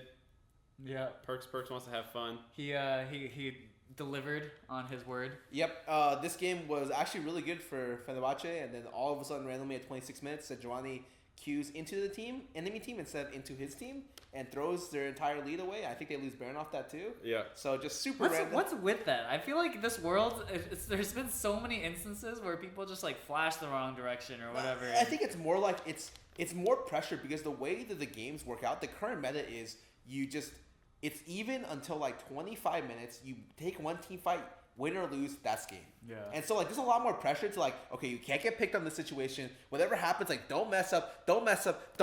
Shit, I fat fingered. Like yeah, it's because like before you could like snowball completely beginning to end. Now it's a little bit more difficult. Yeah, I think it's also sad. Like I feel like the level of Baron control for a lot of teams is really, really low. Like WE in one of their games that we'll get into, like they actually baited Baron correctly, and they would like bait out TPs and then back off the Baron. They would start the Baron and back off, start the Baron, back off, bait brushes, and like other than the Korean teams and maybe 2 Chinese teams, almost no team seems to do that. Like. To be fair, I don't think TSM was ever in a positive situation. No, not TSM. Like C9 struggled to do that. Like, yeah. They would all in on the Baron completely versus like have some sort of nuance around it. So I understand that it's more difficult to do than to talk about. Like it is actually very hard to do, but it's a situation where we would have liked to see a little bit more of that, given how important Baron is. Right. Okay, we're going over that game. Eventually, G2 does a big comeback, especially with top lane fight. Yeah, big fight top lane, and then. They almost lose their Nexus, but then like get back and salvage it, and eventually win the game. Yeah, Perks ends up going off a little bit on the Yasuo pick. A little bit of a weird build path, if I remember correctly. Didn't he do something? I don't remember his build. Maybe he did PD into something. I forgot. Yeah, it wasn't standard, if I remember. There were 2 Yasuo games. All I remember was like this is a winnable game for Fenerbahce, but they don't team fight well. So yeah, it's like the same problem, and it's not that big of a deal. They're just a weaker team. Okay. Yep. Going on to the last game, RNG versus Samsung. Potentially, if Samsung wins, they end up the number 1 seed. This is their last chance to get out. Yeah. And RNG pick a pretty balls to the wall comp. Yeah. It's like Rumble. I forget the bot lane. It's all like aggressive shit. I can't remember the exact comp. And Syndra maybe. God, I think Shahu actually picks Galio this game. Is it Galio this game? With like a bunch of random stuff. Maybe that's what it is. It's a pretty crazy comp either way. Yep, RNG ends up winning, and like this is one of the games that showed me Gallo is just really, really, really, really powerful. I think it's going to be one of the most banned going into quarterfinals because that's a pick where if you're the better team, you do not want to play against that. Nope. It shuts down a lot of their stuff. It means your mid laner can just cheat the lane. Like, you can lose like 20 CS, but it doesn't really matter. Yeah, it's really hard to kill the Galio. Has good gank setup if you want to target the mid lane. Roams well. I think it's even good on better teams because the map play is important. Samsung in this game, it felt like they just didn't focus on letting the Camille split push enough. A lot of the time, Kive was like ahead, and then they just started team fighting mid a lot. They had like 3 or 4 consecutive team fights. They tried to pick someone who got Galio ultied, and then they realized that they can't do that, and they lost. And they lost like a Baron. So, well, it happens. I just think really simply, Xiao, very impressive player for me at least. Yep. And they just won. How do you guys feel just generally about the strength of, say, RNG and Samsung Galaxy? I think a lot of people focus on Uzi so much, but his surrounding cast is very good. Yeah. I think like, so too. Xiao sets up his team very well. And it's like, Uzi's the star player, but like he's got a great support. Yeah, Let Me is like super slept on for the most part. His Rumble is legit, so he has some carry threat, and he plays tanks really well. So I think the team's really solid. MLXG is probably the most wild player. Yeah, everyone's looking towards him to being like the Inter of the team. Yeah, like the guy who like the Lee Sin player. You Yeah, know? yeah, he's the Lee Sin. So sometimes he just might feed, but for the most part he's still very consistent at what he does. Yeah, and Ming, another guy who's kind of overlooked, but he's really good in lane and out of lane. So not many weaknesses on this team that stand out. What do you guys think about Samsung? They feel like they're just worse than last year in most ways. Yeah. Like their late game carries, like Crown doesn't feel as dominant as like last year's. Like he picked Victor, you're dead. Lost. You lost. Yeah, like he doesn't feel like he has a pick like that. His late game team fighting isn't as good. Their early game wasn't ever great, even last year, and it's still not great. I'm like worried because a lot of times you'll see like especially Core JJ get caught in transitions a lot. Yeah. And I'm just like a better team can just smash. If their support's down against a better team, what you just lose is like maybe a Baron off that. Yeah. And so I'm really worried about Samsung going up against any of the other teams. And QV I think is still really good, but I think this was a great game to show that like against really top tier competition he can't quite carry. You might have to like just actually ban out so many things to be able to get to that point. Like, but definitely something where it's like, if you have a carry threat in the top lane or in the side, this worked out because like they took Rumble so he can take the Camille into it. But if the enemy team takes Maokai, I don't think Samsung are a team where it's like, all right, let's pick Jace and go smash that lane for me, please. Like that's right. I don't think they can play that. Yeah, Ambitions also got caught here and there. Like you get just that river, just like dies, and you're just like, oh well, I mean, I guess. Let's keep moving on here. Let's talk about a very important group for people. Group D, famously the group supposed to be the group of life. I mean, it was. It was for every team in there. Yeah, Misfits got out of a group where I don't think it would have been really hard for them to get out of most other groups. Yeah, they might have been able to do Group A. No way they do Group C. Misfits is probably the. Actually, you know what? Now that I think about it, they might be able to do Group B too. They could probably do every group but Group C. Yeah, no, I think G2 is a better team than Misfits, but Misfits played really well week 2. Don't get me wrong. They were really well. Group A, when we get to it, I think EDG is the better team, but they fucked up. We'll talk about that in a bit. Let's talk about Group D, starting off on the day. Group Deutsch. First game, Misfits versus Flash Wolves. Misfits versus Flash Wolves. Flash Wolves, the famous Scarra quote, they're winning until they're losing. Yeah. What is their early game stats on this team? Like they're like decent. They're like pretty good early. Yeah, they were top half of the league. They've always been the tournament. Like known to be pretty good, but like this is like where when you're watching this game, you're like, okay, they create a huge lead. They take a Herald fight where Rise just randomly ultis half his team into the enemy team, and they just die. and what's funny, that's not even where they lose the game. Like they're still really far ahead after that. Like he just ults all of them onto Casio. Yeah. Just no one had any idea that they were getting teleported in. And then this is like a game where it's like I don't know what they're doing, and eventually like you're crutching on Sword Art to initiate, essentially. Yeah. And then he gets denied 2 initiations, and the game's just over. And they also picked the Rise. Like there was a point where Flash Wolves I think had Baron, and the Rise was top lane. He gets picked off. They never actually crack an inhib turret, I think. And Flash Wolves, like you said, start winning some fights. Or excuse me, Misfits start winning some fights. Yeah. Sad game. Yeah. Sad boys. Anything else you want to talk about this? Because this felt like Flash Wolves. A lot of the Flash Wolves games. A lot of the Flash Wolves games are like they get early leads and then they don't transition well into the mid and late game. It to the early Sorry for that one time. Yeah. Oh God, that's not fun. We'll get there, guys. We'll get there. Come on. Okay. All right, next game. World Elite versus TSM. Do you want to talk about this one? A little bit. So I want to say that from the very beginning, I think World Elite's draft banning out. So TSM is well known to be they prefer the Gragas over Sedge. They'll take the matchup any day of the week. Yeah. They banned Gragas, forced a Jarvan versus Sedge situation, and you're just like, I would prefer to Sedge like any day of the week to Jarvan. Well, especially given Sven. Yeah, especially given his recent performance, you put him off his comfort pick, which he's already not playing that well on, in a matchup where like you have the better jungler. Yeah. And you have to be aggressive. Yeah, Jarvan is the premier like level 2 ganker. And I maybe think besides that. This is a great game where like teams realize the power of Caitlyn. Yeah. So which is why like it puts the Caitlyn buffs in new perspective because you're like, right, you didn't even need to do them for her to be good. Yeah, I think this was a good game.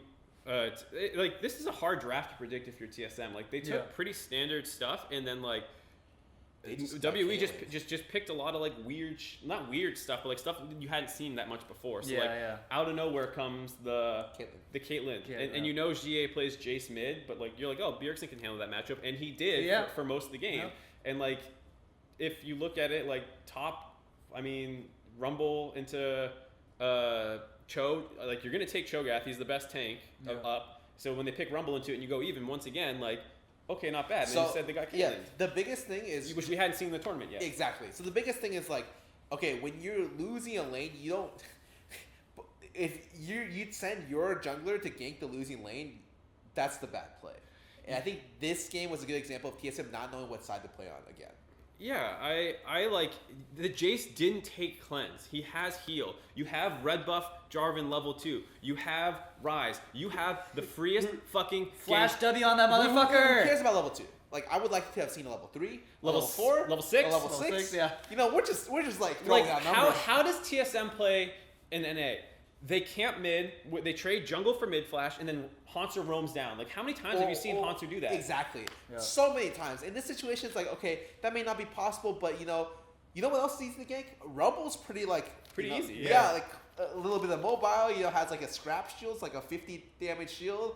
But you get chain CC if you get the knockup. Yeah, it's straight up just like he has two extremely easy to gank lanes, and what they do is they try to turn the bot lane play. Yeah. It's like a half-hearted gank attempt. Like he didn't even try and wrap around through Dragon Pit or anything. He ran straight down river, EQ'd at their face.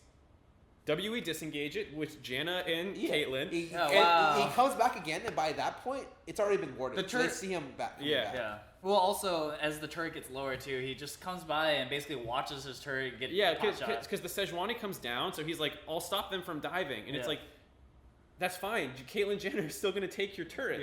You have to make a play. You can't stem the bleeding versus this siege comp.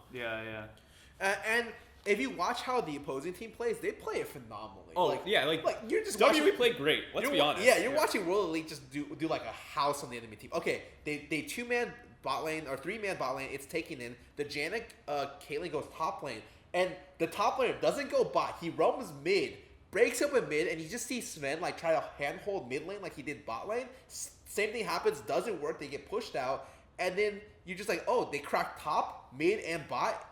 3 minutes. Yeah, they just systematically rotated the Caitlyn around and all the outer turrets. Caitlyn taking turret at 11 minutes is actually standard. Yeah, back when she was late.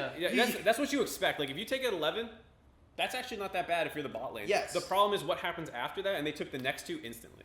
Yep, and then eventually they just ran it down mid, got the inhib at 17, 18 minutes, got Baron 3 inhibs down at 23, the game's over. Yeah. Well, and then also people on the sidelines for TSM kept getting caught too, and like had no, Yeah. It felt like TSM couldn't make a play. Yeah. Hey, you want to hear another interesting stat? TSM was the lowest warding team at Worlds. You want to know what's also interesting? Teams that are losing generally ward more because your vision gets cleared out, so you need to replace it more often. That's the ideal. I don't know if that's actually true. Well, that's generally true, actually. Okay. Like, if you look at games, it's between, like, relatively evenly matched teams. Often the losing team has warded more. It's not unanimously true. It's not always true, but over the course of 9 games that TSM played, lowest warding team at Worlds. That's pretty depressing. And it's not like they were playing Red Smite junglers. Nope, they were playing I almost all love green. the graphic that came up during one of the games showing like TSM at 15 minutes, and it was just like they're 15th and 16th in all the categories. Yeah, they're literally...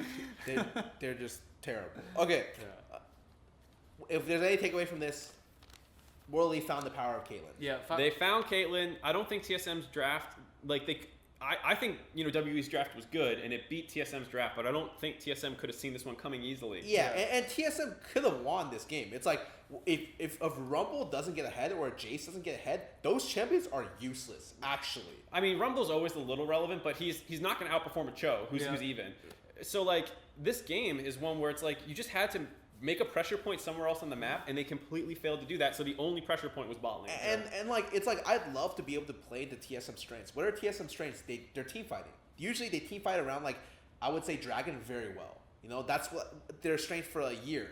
But it never got to the point where they're even by Dragon. It was just like, wow, they already lost the game. Yeah, well, TSM just kind of had this mentality where they're like, just wait for the other team to make a mistake. We'll just try to stem the bleeding, and then against Caitlyn Janna, who's just literally just systematically taking your turrets down with the Jace poking you down as well. It was like I mean that's the thing too. Gotta give some credit to GA. His Jace is fucking nasty. Lulu almost died billions of times. He was down 10 CS at 10 minutes maybe, something like that, 5 to 10 CS, and then he starts getting his lethality items and just starts destroying Bjergsen. So, obviously great performance out of him as well. Yep.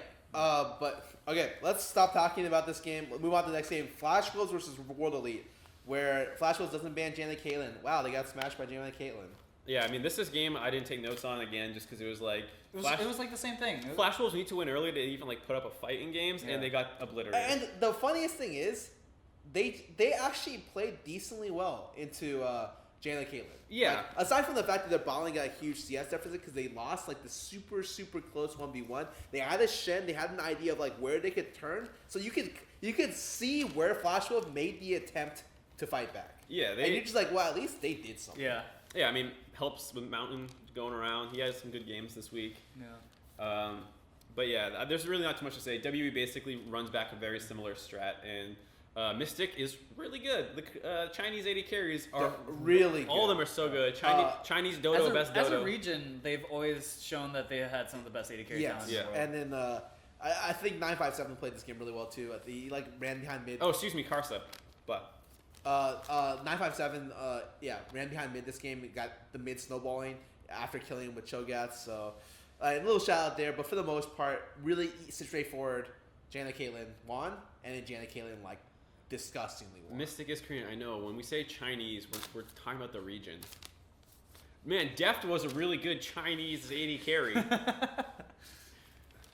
All right. Anyways, next game, TSM versus back to TSM. Misfits. This game actually was way more important based off Misfits and what they did, because they took Yasuo and Blitzcrank. The Blitzcrank pick, I'm all right. Actually, really good. I like the really Blitzcrank good. pick. Ignar played so well. Ignar played super well, and it wasn't just he played well, but the team had good strategies with him. Hey, what do you know? Blitzcrank level 1, go invade early and try and make some shit happen. Oh, you forced the Cassio flash, so he has to play a little safer. This is great. Now without flash, J4 starts invading constantly. They play the game so smart on this side. You start to really respect their teamwork, and especially Maxor plays really well. Constantly pressuring saw Sven on top side. Went straight from top through mid to bot side. Instantly took control of that. Really hard for Bjergsen to take it back without working with Sven, and Sven was really chunked already from the early from being Sedge early. So it was they took red, they hard pressured bot lane, and then their bot lane just couldn't function. Yeah, it was so what was it, a 3-minute dive between two turrets, or 4 minutes with all 5 members, or all 4 but the top laner. Yeah, and then you're just wow, they played really, really well. I think this is a good example of TSM finally got punished really hard for scaling picks. What do you think about Mithy on the analyst desk talking about what how Sven's pathing was really greedy? Because he was saying Sven should know to go blue to red instantly and don't go for wolves because he can get invaded by the Jarvan. Oh no! That's usually. I'd say it's a little hard to predict, but very hindsight focused. Because even in that situation, he still got the big wolf. But I would generally agree when you're playing against stuff like Lee, Elise, Kha'Zix, you going buff to buff in a situation where your lanes are losing is the correct play. Yeah. It's just no other team would punish for that. That specific punish from Misfits was actually incredibly good. Yeah, I thought it was harder to predict than he was letting on, but I agree. Like, you could do better passing. It's such a hindsight thing. Like 100%, I would say the same thing, but I would say it in hindsight. So I just think this is something where you give credit to Misfits rather than saying no, Sven played pretty bad. Okay. Let's keep pushing. Yeah, I mean, so for the rest of this game, TSM is getting stomped. Misfits are popping off. They go for a mid lane fight. Doublelift gets out a ton of damage. Misfits try and turn it. Bjergsen flashes in or just runs in, gets a stun on the backline, kills basically both backline members. There's no follow-up. Yasuo gets CC. He's useless. Before we get to this point, I just want to point out there's a lot of okay, so I didn't watch these games live. I went to sleep. So I had to go back and watch the games like throughout the week and mainly today, this morning. And I heard a bunch of stuff Sven doesn't pressure early, and the biggest thing was Bjerg doesn't roam a lot. And I'm just looking at games like this, and I'm just like, is that really true? You know, there's a lot of games where I watched, especially the second game, where it's like, no, Bjerg roamed. He just didn't do it at a good time, or it wasn't effective. Or Sven ganked. He just didn't do it at a good time, it wasn't effective. So this is a game where it's like, one of the things that I thought that TSM did a really poor job this entire tournament was taking the mid laner and after just pressuring top lane. I think everyone's so focused on bot lane right now that like the easiest lanes you can gank are top. So one of the best examples is one of the PoE's roams is the second blue buff he roams bot lane. They get a great play, but it's very extended. Do you think the second game won? No, well this is the first. This is the okay because he does it in the second game as well. Yeah, but it would have worked the same way in that game. But PoE roams down bot after when Bjergsen goes to get blue, and it's a really brute force play. Yeah. PoE gets like 1 kill, maybe 2 kills, like a 2-for-1. And what does TSM do? I think Sven backs and like tries to go bot, and Bjerg tries to run from mid to bot lane. Top lane is a Yasuo this game. Like they could just run up there, slam the Yasuo, and then take the tower, and they would have been able to win the race, 100%. But it's like for some reason TSM just considers only 2 points in the map, which is like. I don't know. They do a really, really poor job of coordinating multi-man plays top lane the entire day. I agree. So are you saying you disagree with the idea that Bjergsen didn't roam enough? Or are you saying that like he did roam enough, but they were bad? So in the second game, I would say when we get to it, he roamed. They were bad. They weren't very effective. This game, I would say he didn't see the roam top lane that he should have seen with his team. But it's hard for me to be like, that's definitely Bjerg's fault. When I'm like, dude, Sven, you're in the same spot, dude. One of you guys make something happen rather than trying to match pressure. It was one of those things, so that's the point I wanted to get at, which is like, it felt like TSM always wanted to match pressure. Whenever the other team was contesting bottom, like TSM was like, oh, we should do the same. But really, the better teams generally switch around the pressure and contest the opposite side of the map. What people say is like, TSM was a reactive team. Yeah. And it's like, sure, they were a reactive team, but they reacted poorly. Yeah, they're a bad they're a good reactive teams. I think the reason that they played so like we'll just follow around the other team is because they were scared and didn't know what to do. Yeah. Like that's what I think. I don't think it was like this is our game plan. I think they didn't know what the fuck they were doing in half their games. Yes, and I mean it shows. It shows. Like they just sit. They sit there. They see what the enemy team's doing. And they go, let's counter that. Mm-hmm. Very very little like we can make our own plays. Yeah. And like I agree, like Bjergsen got on the map sometimes, and I think the reason people say he didn't roam is because he got out roamed generally. Yes, he generally got out. Because generally, what all these teams are good at, their mid and jungle walk together to bot. Zero mid jungle synergy, and that's TSM's bread and butter. Where is their mid jungle synergy? TSM's well known for this, and it never happened. Not once in this event did Hansa roam mid lane to make a play and like try to open up Bjerg. He might have done it week 1, but definitely not week 2. Yeah, so you're just like, where is the teamwork? You know, it's not so much that I want to slam any individual player on TSM. Sure, you know, Sven didn't play well. That's easy to say, but their whole team didn't play well. Yeah. I agree. On the flip side, their general game plan just was lacking overall. Yeah, on the flip side, and why Misfits deserve so much credit is because like they literally had great ideas most of the time. Yes. Like the Yasuo pick. Okay, that was dumb. You're trolling. You're they're trolling, trying to counterpick the Gnar, right? Yeah, but like, it's a little too much when you already have Blitzcrank. Yeah. It's like it's a spicy draft. I would have preferred like Aurelia or something at that point. Yeah. But like, yeah. Yeah, I mean, but like at the same time, you see the Blitz early invade sets up the J4 invade, and like they do smart stuff that combos together into plays. Right. The funniest thing about this game when TSM starts winning is when the enemy team siege is made as 5, and they're forced to 5-man respawn mid lane. So the classic TSM 5v5 play. Oh wow, they won that fight. Well, that's what they're good at. That's what they're good at. That's what Misfits comp is not good at. Like Blitzcrank will not outperform in a 5v5. Yeah. Yasuo will not. So you're just like, well, yeah, TSM can win in a situation where they're best at doing, and it's like no team is going to give that to them, especially on the world stage. So Misfits throw. Their comp's worse from behind. TSM were able to grab a lot of kills. They start picking up gold. And this is like such a good TSM comp. And like one of the times where I'm like, why are we complaining about the draft so much? Like, I understand the thing that people why are we playing about the draft so much? The other team has Yasuo. Like, yeah, like other people are winning with Urgot. People are winning with like random crazy stuff. So like, I understand some games I didn't love the drafts either. Don't get me wrong, but like your team does nothing. Like they literally don't make plays. That's another thing we should talk about. A lot of times people are really focused on the draft. I'm more along the lines of like, yes, they made some draft errors, like here and there. Like the one game where they gave up Sedge for Jarvan, I wasn't a big fan of. But they are lacking execution more than anything. Yeah, like name a proactive play they made in week 2. Like what's the most proactive play you can remember? This many first bloods. So, they had one. We'll get to it. Okay. And then that's it. Yeah, they had one. You can think of one. They had 1 in 10 minutes. Name a Misfits play.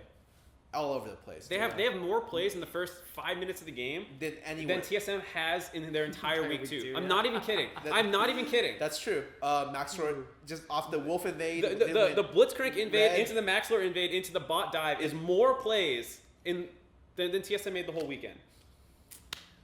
TSM coordinated an emote. Yo, you're right. They got damn, dude. That's the most coordinated thing they got. All right. Anyways, so we'll move on. Misfits, bad draft. Once it falls behind, it fell behind. TSM got to the point where they could win in the style they wanted to. They kind of got gifted. Yeah, but they were able to win the style they got to. Okay, cool. They're playing the next game. They're playing against the 05 Flash Wolves. There's no way they can lose this game. Of course not, right? So Hanser takes Cho'Gath and gets absolutely snowballed on. Yes, Carson does a great job snowballing top lane. Renekton versus Cho'Gath is actually a little bit harder to snowball than people, I think, give credit for. Like the Renekton really has to work hard to snowball that. Yeah, but then he got 2 kills from Carson. Yeah, so Carson helped. Yeah, don't get me wrong. A lot, and then just went off with it. Yeah. It's not something that will individually snowball the matchup. You need jungler attention, and they got a lot of attention up there. So like this game is a good example of like TSM not being on the same page. So this is a game with the proactive play. 10 minutes, Doublelift's winning bot lane. They're shoving in, and then Gragas comes in from behind the tower with Cassio walking through river to make this play. And he comes in, throws the ulti, they blow 4 summoners, that's all they get. Unfortunately, Bjerg isn't with him when they show up at the same time. So Bjerg just wastes like 15 seconds rotating down to get the TP to 4 summoners, and that's it. Which Gragas got by himself. Mm-hmm. So great example of like, if they were together, maybe they get more. I think that's one thing you can give Doublelift credit for over the course of the day. Even though I know people want to say he didn't use his summoners, he lost lanes, he at least like jumped in. He was one of the only people on the entire team that was playing very aggressive. Like on his Tristana games, he would just like rocket jump on top of people for slows to set up ganks because that's how desperate they were for any playmaking. Any sort of playmaking. Like Doublelift was like, fine, I'll do it. Like I will CC. He went for a flash insect play with Tristana because no one else can do anything on his team. Like I understand Doublelift played bad, but like he also tried. Yeah. I got to give him that. This is a game where essentially TSM tries to make bot lane play because their top lane's gone. They're 40 CS behind, 50 CS behind against Renekton, who's 2-0. They make the bot lane play. They actually get a small lead. Maple roams first in this situation ahead of Bjerg and actually cleans up early, but then gets turned on. So it ends up being like fairly even trade with TSM getting a little bit ahead. And then TSM makes another play bot lane without their top lane TP, with Renekton having TP. They get slammed, and the game's over. Yeah, bot lane gets absolutely snowballed on because they flip the top side snowball down to bot lane. And yeah, the snowball is just disgusting. Flash Wolves just wins. Yep. 24-minute game. Really one-sided. Yep. So we'll move on to Misfits versus WE. If Misfits was able to win this game, they would not need to fight in the tiebreaker game. And they actually start shitting on WE's bot lane very hard. Oh, super hard. Hans goes in really hard trades, which is exactly what you want if your jungler's going to get there before the enemy jungler. What happens? Maxwell is down there at 6 minutes. They convert a double kill, And Varus starts 3-0. Yeah. He starts popping off, hard carrying the game. I think they dive it again, right? Yeah, at 13 minutes, they 3-man pressure mid. Oh, well, I think they... Maybe they don't dive it. Maybe they just pressure. I think they got the solo kill, and then they got... Oh, that's right. It was the solo kill because their bot lane plays too aggressive. Yeah. And they capitalized it. Then the jungle came. They killed them. I think the jungle may have came again because I know bot lane started 4 deaths. Yeah. And then what happened was they didn't put the pressure mid lane. They took tier 1 tower, did a great job doing that. And then the game kind of stalls out. So WE starts finding picks. I think the biggest problem is MarkZ doesn't identify how to team fight correctly in this comp. He does a great job snowballing early, and then what ends up happening is like they're just a front to back team fight comp when Varus is this far ahead. Well, I think the other problem, maybe the MarkZ point, and is Alfari. Yeah, Alfari, and then the other thing was Hans Sama got opened up on at the start of a lot of these team fights, so he couldn't play aggressive, which is actually pretty important for Varus because he's immobile and he's ahead. He's your strongest member in the game, and he's getting chunked out to 25% HP in a number of fights or dying right away. Yeah, positioning is super important when you're playing Varus AD, and so like you see someone like Prey hitting like unreal DPS numbers, and then you're not gonna get that if you don't start the fights off. I think this is mortal. I think this is if you're another Varus player. This is probably Alfari's worst game, because he got picked off like twice, I think, this game in really critical situations, and had bad initiations as well. Yeah. And he got picked off like bot side river, and PoE was just like, shit, or bot side jungle. PoE's like, I gotta save him. Flashes over the wall. He's like, wait, I'm an idiot, and then he dies as well. And you're just like, well. You know, whose fault was that? It's like, yeah, probably Alfari's, and PoE tried to save him. The wheels definitely came off for Misfits. Oh, yeah. So they had a great idea with the lead, and then they just weren't able to execute. Or say World League played pretty well. I'd say World League played pretty well. I think a lot of it started with Misfits' mistakes, but then once WE got the first couple pickoffs off their mistakes, they actually found Hans Sama at the start of so many fights. They did a great job being able to claw their way back. Yeah. And then once WE get ahead, they get all the objectives, and they start snowballing. This was a game where they actually played. This is the one that I was going to talk about, where they played Baron so well this game, and it was funny because everyone on Twitter, like I was like, oh my god, WE's Baron control is so great, and everyone was like, Misfits are throwing, and I'm like, yes, yeah, but like it's really hard to play around Baron when it's this much baiting going on. They're forcing your TPs out, and they like back off the Baron all the time, and like I don't know. I thought WE looked great. All right. So now we're moving on to the last game of the day, the tiebreaker match, TSM versus Misfits. I just wrote Haunter Jace time. That usually doesn't go well internationally. I didn't have a problem. I don't have a problem with it either. We'll talk about that more in a second. This was another game where they made one proactive play. They went for a blue buff invade, level 1. They stole blue buffs, and I thought they were gonna split the map. And I'm like, yo, this is great for Jace. He gets alone time versus the Cho'Gath. Super good. He should be able to start smashing. And then the ward doesn't pick up the jungle. He has to blow flash early, and then all of a sudden he loses all the pressure early. Yeah. But that's it. And then but I watched this game and I was like, wait, you're telling me TSM didn't help Sven? Like that's what I thought. Like the Twitter was telling me like, oh, TSM just left Haunter on the island. I'm like, okay. Well, Sven comes top lane at 5 minutes when the game's tries for a lane gate, comes back, and then it's a 2v2 situation, but Bjerg roams at 6 minutes top lane on Rise and turns a 2-for-3, and they have to flash out. So you get summoner advantage because he roams at 6 minutes. Good roam, and I'm just like, wait, they actually tried. Like it's not like they didn't try the pressure, and they pressured like the correct area. Yeah, they just did it poorly for most of the times. Yes, and for me, I'm just like, the biggest, I guess, confusing point of this for me was that when you switch the sides of pressure, your AD lane goes top, and then their AD lane goes, both your AD support lanes go top lane, right? Yeah. Because they're matching up top lane. So at 16 minutes, Sven is randomly on the top side. The top try is pinked, and then they see the enemy bot lane push up past river. Sven's playing Sejuani. Instead of stopping his back to loop around top lane, and they don't know he's there because it's pinked. So he's he's on top of the pink. So he can just loop around. He backs and tries to run bot lane to help Haunter get when he's getting dove. And I'm just like, what? This is the easiest play, and they rotated really poorly. Why is their bot lane so far overextended without help? And this is a situation where you're like, this is kind of what Sven ended up doing, where he prioritizes helping his teammates over like making the play on the other side of the map. Yeah, I agree 100%. Misfits play the game out really well. Their bot lane was weaker because TSM took Karma to try and give them a winning lane, and they were up a little bit of farm and CS, or farm and pressure, but it didn't matter a ton once the mistakes from TSM started coming in. And you have to give a lot of credit to MaxLore as well for out pressuring the top side into the Jace and neutralizing him completely. Yeah, I mean, so I have questions about that. So like generally when people split the map up like that with the jungler starting on, you know, like the on opposite sides of the map, right? And then so MaxLore though, instead of deciding to, you know, stay on his side of the map, he decides to go on a path up.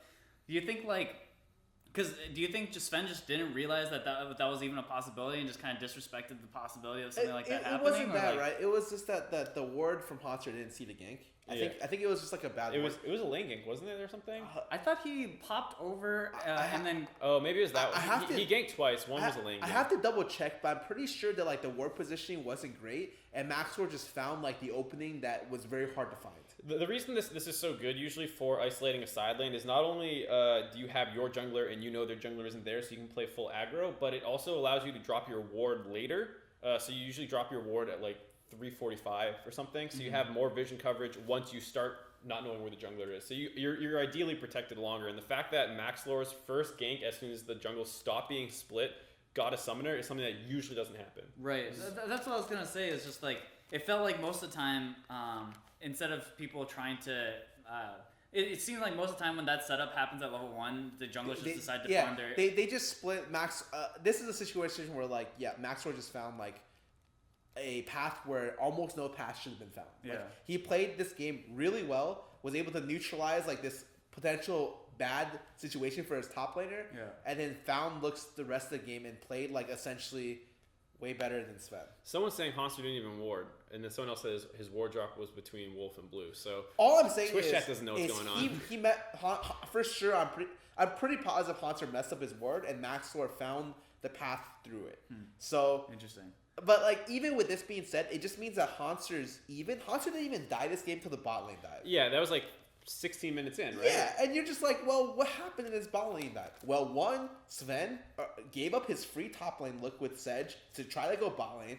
Mid lane, who's also somewhat roaming top lane, backs on a ward in the tri-bush, gets chunked out and has to back up so he loses, and because he's so he can't stay around. He roams, like messes up the roam, stops halfway in the bush, gets stopped in that bush, and then gets delayed 20 seconds to run back to his lane, and then bot lane dies because of it. And you're just like, what was that? Like, I got so mad. I paused, I was like, what did I just watch? Yeah, and then so people are asking, what do you think about Hanser's build going Blade the Rune King?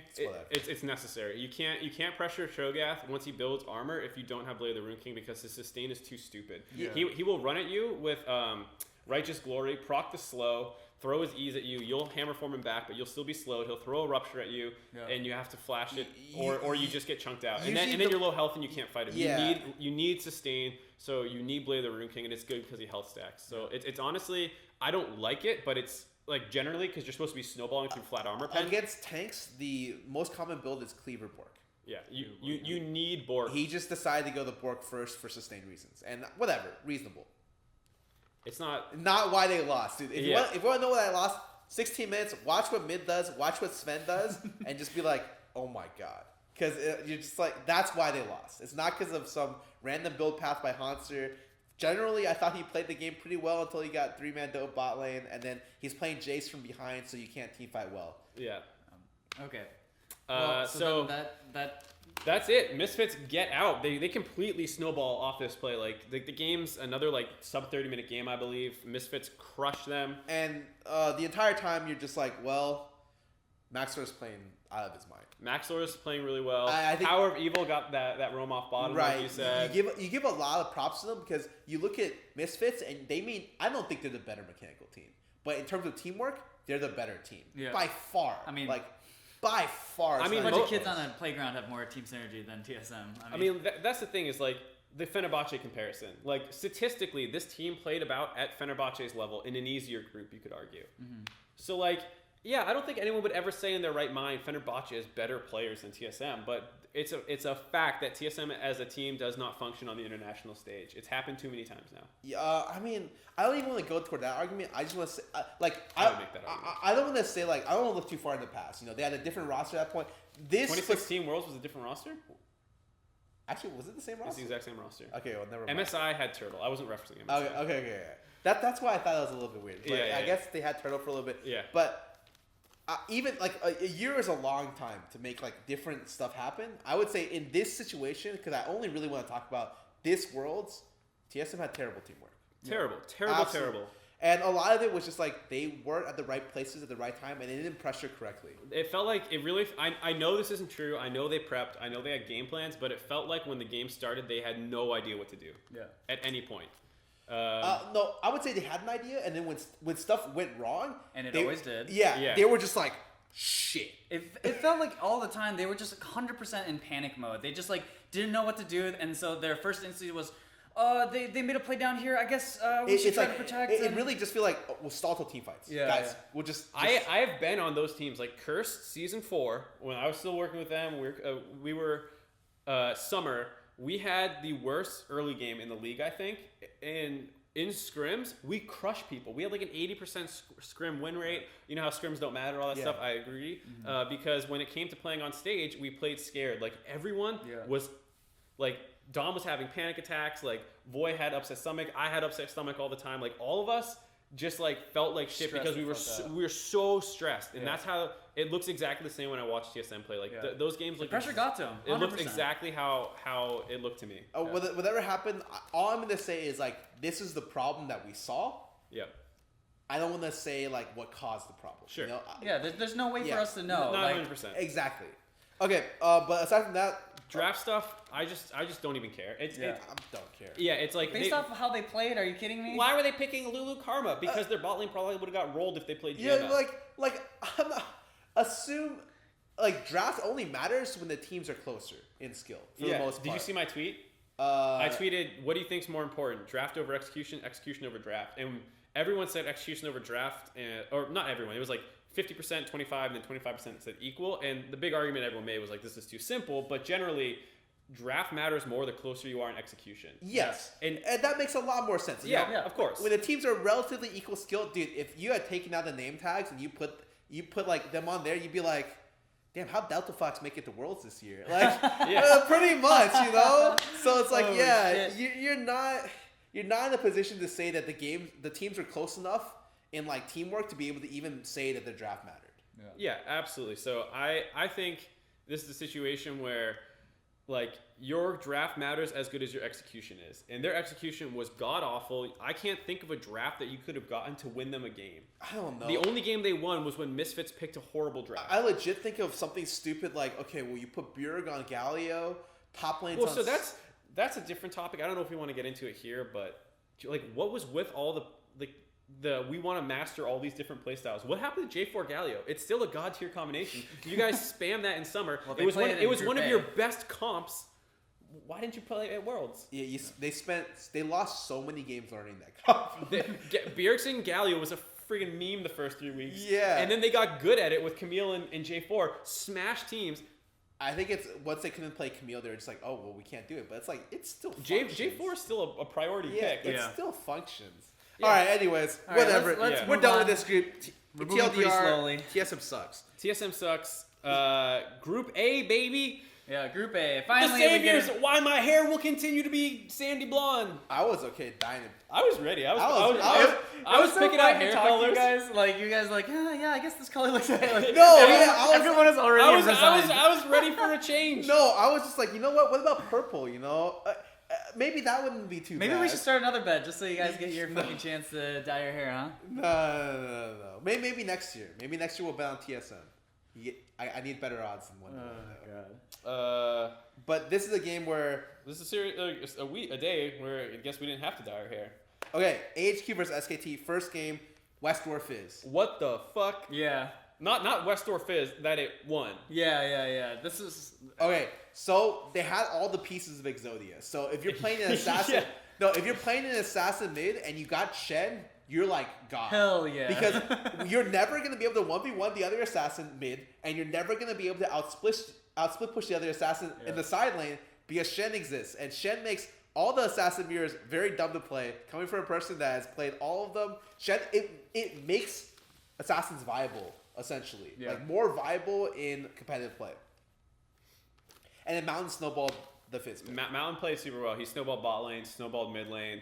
Westor played really well. Like, their gank coordination, that first blood that they got onto Faker was so cool. Good. Like, he uses the passive with Fizz to stack up the passive, get that first stun, chain CC with the Fizz ult and the Sejuani ult. Like, Faker had no options there. Yeah. So it was just something where you're just like, oh, they played it super well in a matchup where Fizz loses, by the way. That's hard casting in favored matchup.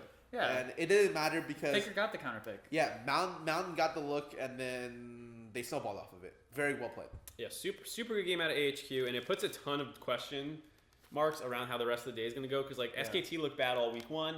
Maybe people start taking more games off them. AHQ is now tied in wins with C9. So that meant like the whole group that could be anything at that point. If SKT drops another game, then we could have like a 3-way tie for first. Yeah, like EDG could come back and take first somehow. Yeah. And, okay, we're going on to game 2. EDG versus C9. Caitlyn. You start to realize, the second Chinese team. Yes, and they're just Caitlyn is good, and you're right. And you know what's also good with Caitlyn? Galio. You know what's good with anything? Galio.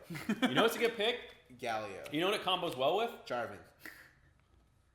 Oh, didn't we just talk about this game? Yeah. They make a nasty play with Jarvan Galio. They snowball bot lane. They snowball top lane when like the stuff gets back up there, and you're just like, all right. Whatever. All right. So I want to talk about this game a little bit more because it's mostly a stomp. The bot lane snowball that happened was bad, but I don't think it was the end of the world. After they took first turret and got 2 kills to 0, they are only up 1,000 gold. Impact is crushing the Shen in the matchup, which usually never happens. He's up like 40 CS. Contract's up 30 CS on Graves in the jungle. They go to dive bot lane turret 3v1. Oh god, I remember this. And this is at a 1k gold deficit. If you turn this and you get a kill and you maybe take the turret, you can win this game. Like it's winnable. You need to get to 25 minutes at down like 2 to 3k gold, and you start out scaling because it's a 1-threat comp on the side of EDG. But the execution, Justice Punch or the Galio from the skies comes down, and then the execution was clumsy. It was tough because the Contrast took tower aggro first. Yeah, because he autoed. He got W, panicked, and autoed, took turret aggro. Maokai knocks him back in, so he's instantly out of the fight. Yeah. And then what Galio did was really clever, where he puts his teleport on the turret to scare them off the dive. Yeah. And then he cancels it, so they're like, "Oh, dive back on, let's go." And then he ults it. Yeah. So it was really well played by EDG. Yeah. C9 did not play it well either, and this is where the game got broken open for me. Oh yeah, and you're just like, "Wow, Scout's not on Lucian. This is looking." Yeah. He can't feed on Galio. Yeah, you can't throw on Galio. Your front, if you're feeding your front line. Yeah, and the best thing is, this works great if your AD carry is good. What's all the Chinese teams got? Yeah, great AD carries. So. iBoy is a monster. Yep. So anyways, from this point on, J4 Galio keeps happening. Yeah, they just smash the game. It's disgusting. So this is the time where I agree the draft was a problem. J4 Galio was the problem. You can't really prepare for the Caitlyn pick because you don't know people are playing it. Yeah, it was a surprise to everyone. Yeah. So. And this is a situation where Graves needs to do stuff. You know, he had a CS lead. He tried. And then the bot lane thing happened. The bot lane thing totally tore that open. Because he had the lead. So we move on to the next game, C9 versus SKT. And this is a game Whoa. It's actually AHQ versus EDG. I skipped this one. I mean, you don't want to talk about it? Okay. iBoy gets a double kill bot lane and a triple kill top lane. The game's over. Yeah, okay, that's what. Yeah. iBoy goes fucking. I was like, was there an extra point to talk about? No, you're right. Okay, let's go. I also skipped it because it didn't matter for the outcome of the group. Okay, let's go. Let's go. C9 versus SKT. So C9 versus SKT. This is a game where, like, if you look at SKT's draft and you're from North America and a North American team takes this draft, you lose your shit. 0 wave clear. You take Fizz into Syndra Ezreal. Fizz pre-6 is hard to play into Syndra. It's very Syndra favorite, and then at 6 you get kill threat, and that's when the matchup becomes good for Fizz. So you take it if you're it's a skill matchup, but you take it if you're like the Fizz player, a very good Fizz player. Yes, and you only take it. usually if you don't have to worry about getting shit on by the enemy jungler. Yeah. Yeah. And if you should watch Contracts, just watch him the entire. You put on the circus music and look at the sort of pathing he takes to harass mid and the other jungler. It's hilarious. Well, but what he's doing is it's amazing. No, I'm not saying that it's bad. I think it's fine, but like, it's like if this verse. Like, Syndra Ezreal is so much mid. It's like probably the strongest mid jungle pressure you can get in the game right now. In the first 6 levels, yeah. And you take Fizz into it, where he's at his weakest. And I'm like, God damn, this is so risky. The one thing I have to say is that the Fizz is one of the champions that can, like, just flatten Ezreal if he gets to 6. But that's the problem, because, like, level 2, Ezreal pops in and he goes... and then all of a sudden he's at half HP. He's like, well, like level 1, what happened to Ezreal or to Faker was brutal. Like, he just gets arcane shifted on, loses half his health. And what I'll say is Faker did a great job of absorbing the pressure, and this is why I think execution is so important. Yeah, because he survives all of this. Because he survives all the pressure. Level 6 comes around. Yeah. They chain CC Jensen. They kill him. Yeah. But before this, C9 actually does a good job. Yeah, they're playing it as aggressively as you can. Yeah. SKT is too good. And what's it called? They also roam down bot lane with Jensen. Yeah. And it's so weird because, like, I remember before we used to talk about Bjerg as a roaming mid laner. And I think C9 has kind of had their mid jungle be better, like, throughout the entire event. They roam way better. Yeah, absolutely. Their mid jungle synergy is phenomenal. Yeah. It's one of the only reasons they get out of this group at the end. But this game, it was just a really good attempt to, like, try and snowball, but they only got 1k lead or something until SKT's comp. And they had some really sloppy play, like, around top side where, randomly Contracts just kills himself. Yeah. To Faker. It's like, oh, let's over chase, and Faker just, like, ease in and then kills him. And, like, to be fair, SKT didn't play this game well. Like, they played the early game really well, but mid and late it got really scrappy. It got so close, and it ends the dumbest way possible. Faker had a sick flank that one team fight around Baron. Yes. Well, so, like, awesome. C9 forced one Baron and they get it, but then doesn't someone get picked off right away or, like, chunked out so they can't pressure as hard with the Baron as they want?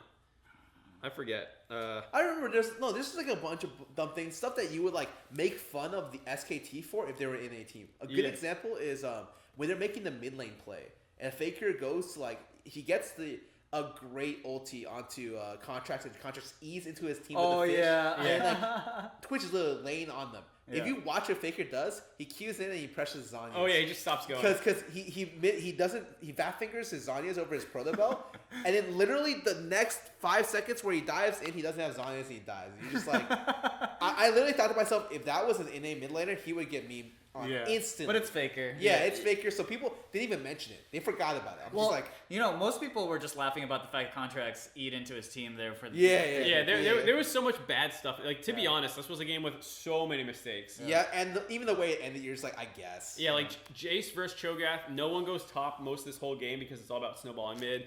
Jace doesn't even really build that big of a lead. 10 minutes in, he has a 10 CS lead. And he finally tier also. Yeah, he finally breaks the turret. Yeah, he did. He finally breaks the turret at like 12 minutes, and then he just split pushes the whole game. And then at the very end, he TPs, and after Cho TPs the Elder, and he just ends the game. That's so funny. Just like, oh, I guess. Yeah. Maokai, excuse me, not Cho'Gath. I guess. Dude, it was so funny. He TPs, by the way, just like, not that, he probably could have just ran there. But it's just like a situation where you're like, is this how it ends? Yeah, I guess. I guess so, yeah.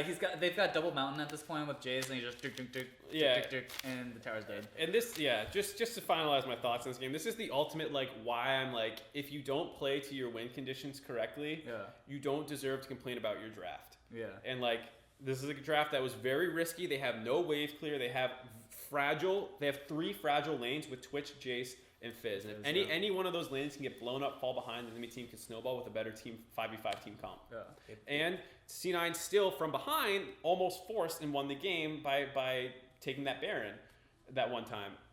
The fact is SKT's better, and they split push. They use the Fizz to go find pickoffs. Like, they play the game conceptually all right. Yes. They executed the game good with the draft was very difficult. Some micro mistakes, but macro was usually well understood. They put C9 into really, really tough situations using split from Fizz and Jace. Right. And that's good. That's great. Yeah. Okay, let's move on. C9 versus AHQ, which all I wrote was sneaky picks Caitlyn. Yay. Yeah. Also, LeBlanc into Fizz is disgusting. Oh, God. It's a matchup where, like, you only take if, like, I've been trying to figure out if you can run Fearless in that matchup. Like, just give up the 12 into the left tree and go to Resolve just for Fearless to make the laning easier. And Jensen plays this matchup so well. After TP's gone, he has a 25 CS lead at 7 minutes. 50 to 25. Yeah, it was disgusting. Contracts snowballed both lanes well as well. Jensen makes a good roam top with Contracts to make a pressure play on the tower. The team does super well. Caitlyn stays alive 2 fights at 10% health, and it's just Caitlyn. Yeah, AHQ almost found a couple of picks, but just because they were so far behind from 3 losing lanes. Yeah. One of the times I will say the draft was a huge problem. C9 played this game really well. This is a game which is only possible if your mid lane goes even or like a little bit behind, and Jensen just demolishes, smacked them. Oh god, this is disgusting. And there was like a couple team fights that C9 were really lucky that they were like 10k up because some of those fights Caitlyn got the 10% twice. Yeah, and then all of a sudden the burst healing and shields come in, and she's like, wait, she's back at full HP, I guess. Which brings us to the final game. First C9 to get out.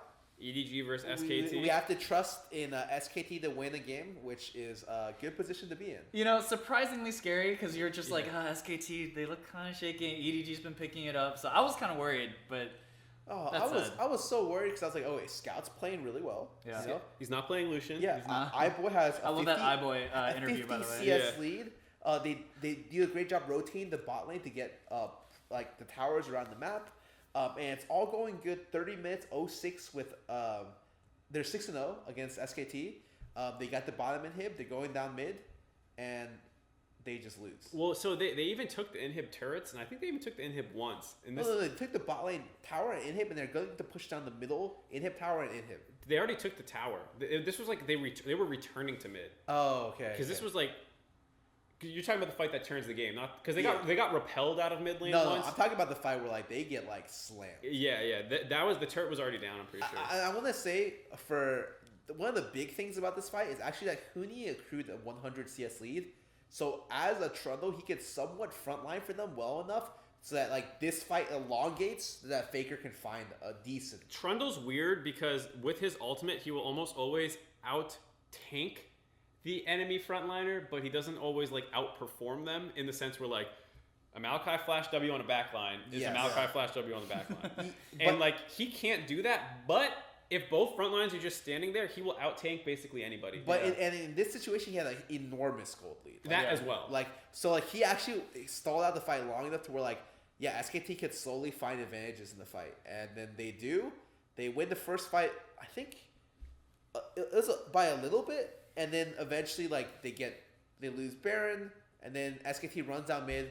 Ori Shockwave hits both the carries. Yeah. And playing LeBlanc from behind in this current Ardent meta is incredibly difficult.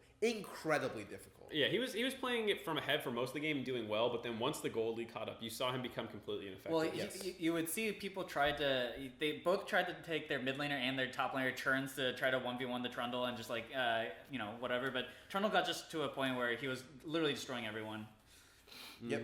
The game ends just kind of quickly after they repel the mid lane fight. Again, the double shockwave on the carries, and the game's over. They run down mid. Yep. So SKT saves North America. Saves our hair. Which, to be honest, always seems to happen to C9.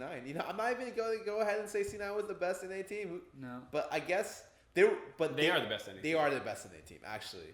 But I would not say they were the second best team in this group. I would agree for the most part that people are saying that EDG is a better team. Yeah. They should have won more games week 1. They should, absolutely. And I think, that's the whole point of sports. It's like, hey, if you act like a dumbass for 3 games in a row, you deserve to not get out. But that doesn't change the fact that, I think EDG is a better team than C9. I would argue, probably. Yeah, I don't think it's salty or anything like that. I love C9. I've always preached about how I love Jensen and all those players. But at the end of the day, EDG smashed everybody every game and still lost 4 of them. Think about that. They got 5 to 10k gold leads every single game and still lost. Thank you, Scout. Yeah, thank God for Scout. NA's brother Scout. Yeah, brother Scout. Week 1 Scout. helping out the team. Okay, so are we done with groups? Yeah, I guess so. I think we're done with groups. C9 make it out. You guys want to talk about the matchups now? Oh yeah, we should talk about we should talk about. Do you want to go through all of them, or do you want to go through like half and half? I think. Well, I don't know how you want to do it because we can do concluding thoughts on group stage into it real quick. Like let's go with that. Concluding thoughts on group stage. I thought EU showed a lot of good stuff. Not really good stuff. I think they're gonna run out of their luck supposedly in quarters. Tough draws there, but they had tough draws in groups. And they outperformed everybody who was except the 1 seed in their group every time. Really impressed by everyone but Samsung. I think Chinese teams especially are coming in hot, especially with the current meta where this is such a great meta for Chinese teams. Where their 80s are God and they have God 80s. So on top of that, even though I say this though, LongZhu looks like just an enormous monster. You're looking I don't know who would be. You're looking at a team that like is trashing, gonna trash everyone. Yeah. I said luck because it's called a saying. It's a phrase. Your luck runs out. It means that like you're gonna. And surprisingly enough, I don't think EU was lucky actually. I thought they were unlucky with their draws. I mean, NA was lucky. Where did we come out with? C9 once again bails NA out of like the group stage. The meme trash can. Yeah. And to be honest, like I look at C9 and the best thing about C9 is like they don't underperform. In fact, they perform kind of exactly how you expect them to, if not a little bit better. I would say Contract stepped up and Impact stepped up a lot. I think Jensen did a good job. And Jensen was still Jensen that we saw. I thought he did a really good job with Contracts. Like I was most worried about like Contracts and Jensen together, because all the teams that played well had to roam with their mid and jungle for the most part. Well, I think Contracts had like a weird jungle pool that always gave him advantage in the first 6 levels, and he for the most part did his best to make that a tangible advantage. Yeah. But I mean, aside from that, I think that's pretty much it. Yeah, I think SKT and Samsung both look a little shaky. I hate SKT and Best of Ones. I seriously, SKT just looks like a slightly better version of TSM. I literally don't want to put anything about SKT and Best of Ones. Like when they start to play Best of Fives, they're going to be monsters. Right. So you look at this and you're like, man, WE and RNG would probably take SKT, and then you get to best of 5 stage, it's like 3-1 SKT. Yeah.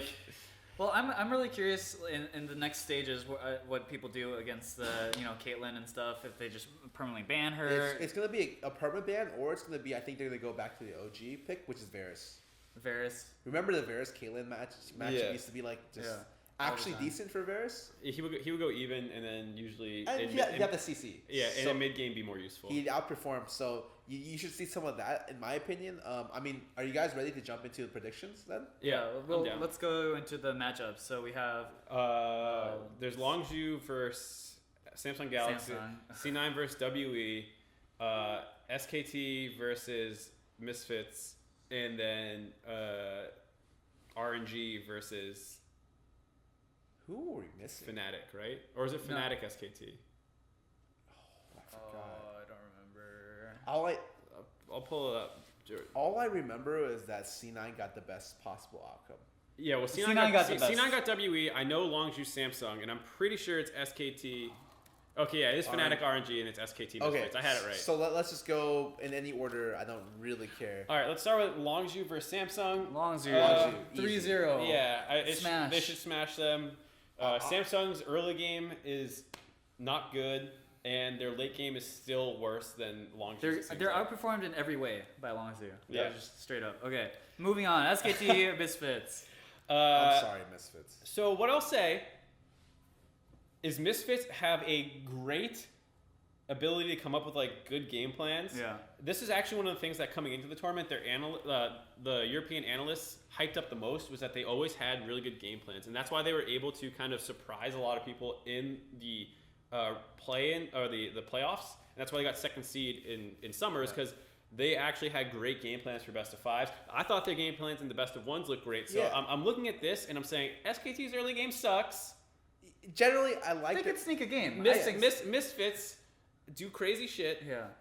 I like Misfits to take a game. I would never predict them as the favorites. No, 100% no. 3-1. You can only come up with so many surprises, right? So like they might get a surprise game 1, but I honestly see 3-0. I can maybe even see 2, but it's like it's SKT. The fact that SKT fell down so many times and fell behind, but still won 5 games is like, all right. Well, Misfits. I mean, like, yeah, they might get that 5K gold lead, but SKT has already shown that, like, they don't give a fuck. Yeah, they win 5K, 6K, 10K. The gold leads mean nothing to them. Yeah. Okay. So, RNG versus Fnatic. Sucks for Fnatic. Yeah, this is such a bad matchup in the sense where it's like, all right, so your best strength is their best strength, but and then they might have a better. And then they're probably better everywhere else as well. So Soaz versus Let Me is an interesting one, just because Soaz had a great week too. Yeah. So maybe you can find some stuff there. All I'm looking at is Broxa. I think if he can get his team going, they might have a chance. And MLXG could have a bad best of series. I mean, MLXG is a little crazy, but I feel like I don't know. I feel like Xiaohu does such a good job at holding the team together. Yeah. So I would also, despite everyone talking about MLXG being like this wild, crazy jungler, he hasn't really done anything. He's actually not done anything. It was like one game he played Lee Sin, right? Yeah. And did some crazy shit. And I think the games where he played full AD Rek'Sai, just couldn't buy a defensive item to save his life. Yeah. But it's okay. I think MLXG has been playing so well. Shadow has been playing super well, and their bot lane is just killing it. Yeah. And let me again. I notice that he exists and that he's playing well. I just can't tell how well. Yeah, and the thing is Soaz playing so much better than him that becomes like a real problem for WE or RNG, or can they be like, even if Soaz I'm not even convinced he's better than Let Me. But even if he's better than Let Me, he needs to be so much better to actually influence the series. That's what I'm saying. Broxas is hard carry early game and put his team in a position where they can function. And he did a better job in week 2 of doing that, but like you said, the Rek'Sai pick came through so many times. Yeah, right. I don't know if it's going to come through again. Let's move into World Elite versus C9. So like we were saying, super lucky for both teams. Yeah, I agree with that actually for the most part. Super lucky for both teams. WE, I'm a little scared for them for their mid matchup because GA can get exploited a little bit. He's been playing better recently, but he can get exploited. Their bot lane sometimes plays too aggressive. There are problems with WE that C9 could exploit. I'd still say WE are the favorites. I think a lot of what WE does, which is they work off their jungler and go into the mid game. For the most part, the lanes are relatively static. Yeah. Is a situation where C9 wants to be in, because C9 wants to enter a mid game even. Who cares about anything else? They for the most part suck in early game without contracts. So I think they're kind of similar. Yeah, well, but Contracts is going to be playing nonstop carry threats. Condi is the big thing to get WE through to mid game well, and Contracts is I'm going to play Graves and Ezreal and run at you, and that kind of limits Condi a little bit. Yeah. I don't think Smoothie and Sneaky are better than Ben and Mystic or Zero Mystic, whoever they use. Yeah. I think that's potentially scary. It sucks because right now it's a bad meta to evaluate support skill. Yeah. Because it's how talented are you at Janna? Well, you hit your ulti, you tornadoed someone running in a straight line at your AD carry, and you shielded him. It's I could train a monkey to do that. But the stuff you're not seeing is what they're doing really well. Yeah. And so it's sometimes really hard for me to evaluate how good is Ben playing. Yeah. You know? And it's going to continue to be so. Yeah, it's just a bad meta, really bad meta for me to see it. I think this is a close one, but I would still take WE. But I think there are a lot of avenues to success for C9. Mid could snowball, jungle could win. I want to see the 3-2 series. Yeah, I think this is the series that could go to 5 games out of any of these. I'm down. It feels like the closest. I could see the SKT Misfits one having longer game time. Because it's going to be potentially Misfits 5K gold lead, 40-minute team fight, SKT win. Whereas WEC9 could be yeah, because the way that these teams function is they have a lead, they get Baron, you just lost your Nexus 3 minutes later. But yeah, I think that'll conclude this episode of Greatest League Talkshow then. I want to say C9 will win. Damn, you're taking C9? C9. I'm taking Let's go C9. You guys want to bet on it? No. You want to dye our hair? dye our hair? I'm not going to bet on it. But I would say C9. Dye my... Okay, fine. All right. Anyways, that will conclude Greatest League Talk Show for the day. Thank you guys for joining us. It's been a pleasure. As before we leave, I would like to shout out our sponsor right over Should be this side. There, Acer Predator. main monitor sponsor of Worlds, main sponsor of Worlds, and here sponsoring our show. Main sponsor of Greatest League Talkshow. Yes. We're also sponsored by Weebs. Josh, did you pick up that sponsorship? Hell yeah. That's right. They don't pay you in money, they just pay you in anime figurines. Which Dude, anime figurines are really expensive. And music. Copyrighted music that you can't. Anyways, thank you guys. As usual, Greatest League Talk Show throughout the rest of the year is going to be held on Mondays. Is that correct? Yeah. So the next 2 ones we'll be covering, like, I guess, quarters, semis. For the rest of the year? Oh, no, I mean, for the rest of the Worlds. Yeah. Quarters and semis will be held Monday. So if you want to know what day it's on, it's going to be Monday. The time may change depending on what happens. We don't know. Just letting you know it's going to be Monday. And we had a problem before with our editor for the channel disappearing on us. We just picked up a new one like 2 episodes ago, and he's doing a good job at uploading this. So the episode should be uploaded within like 48 hours on our YouTube channel, youtube.com/GreatestLeagueTS. Yes, absolutely. Should be a good time. Also, remember to share the video generally.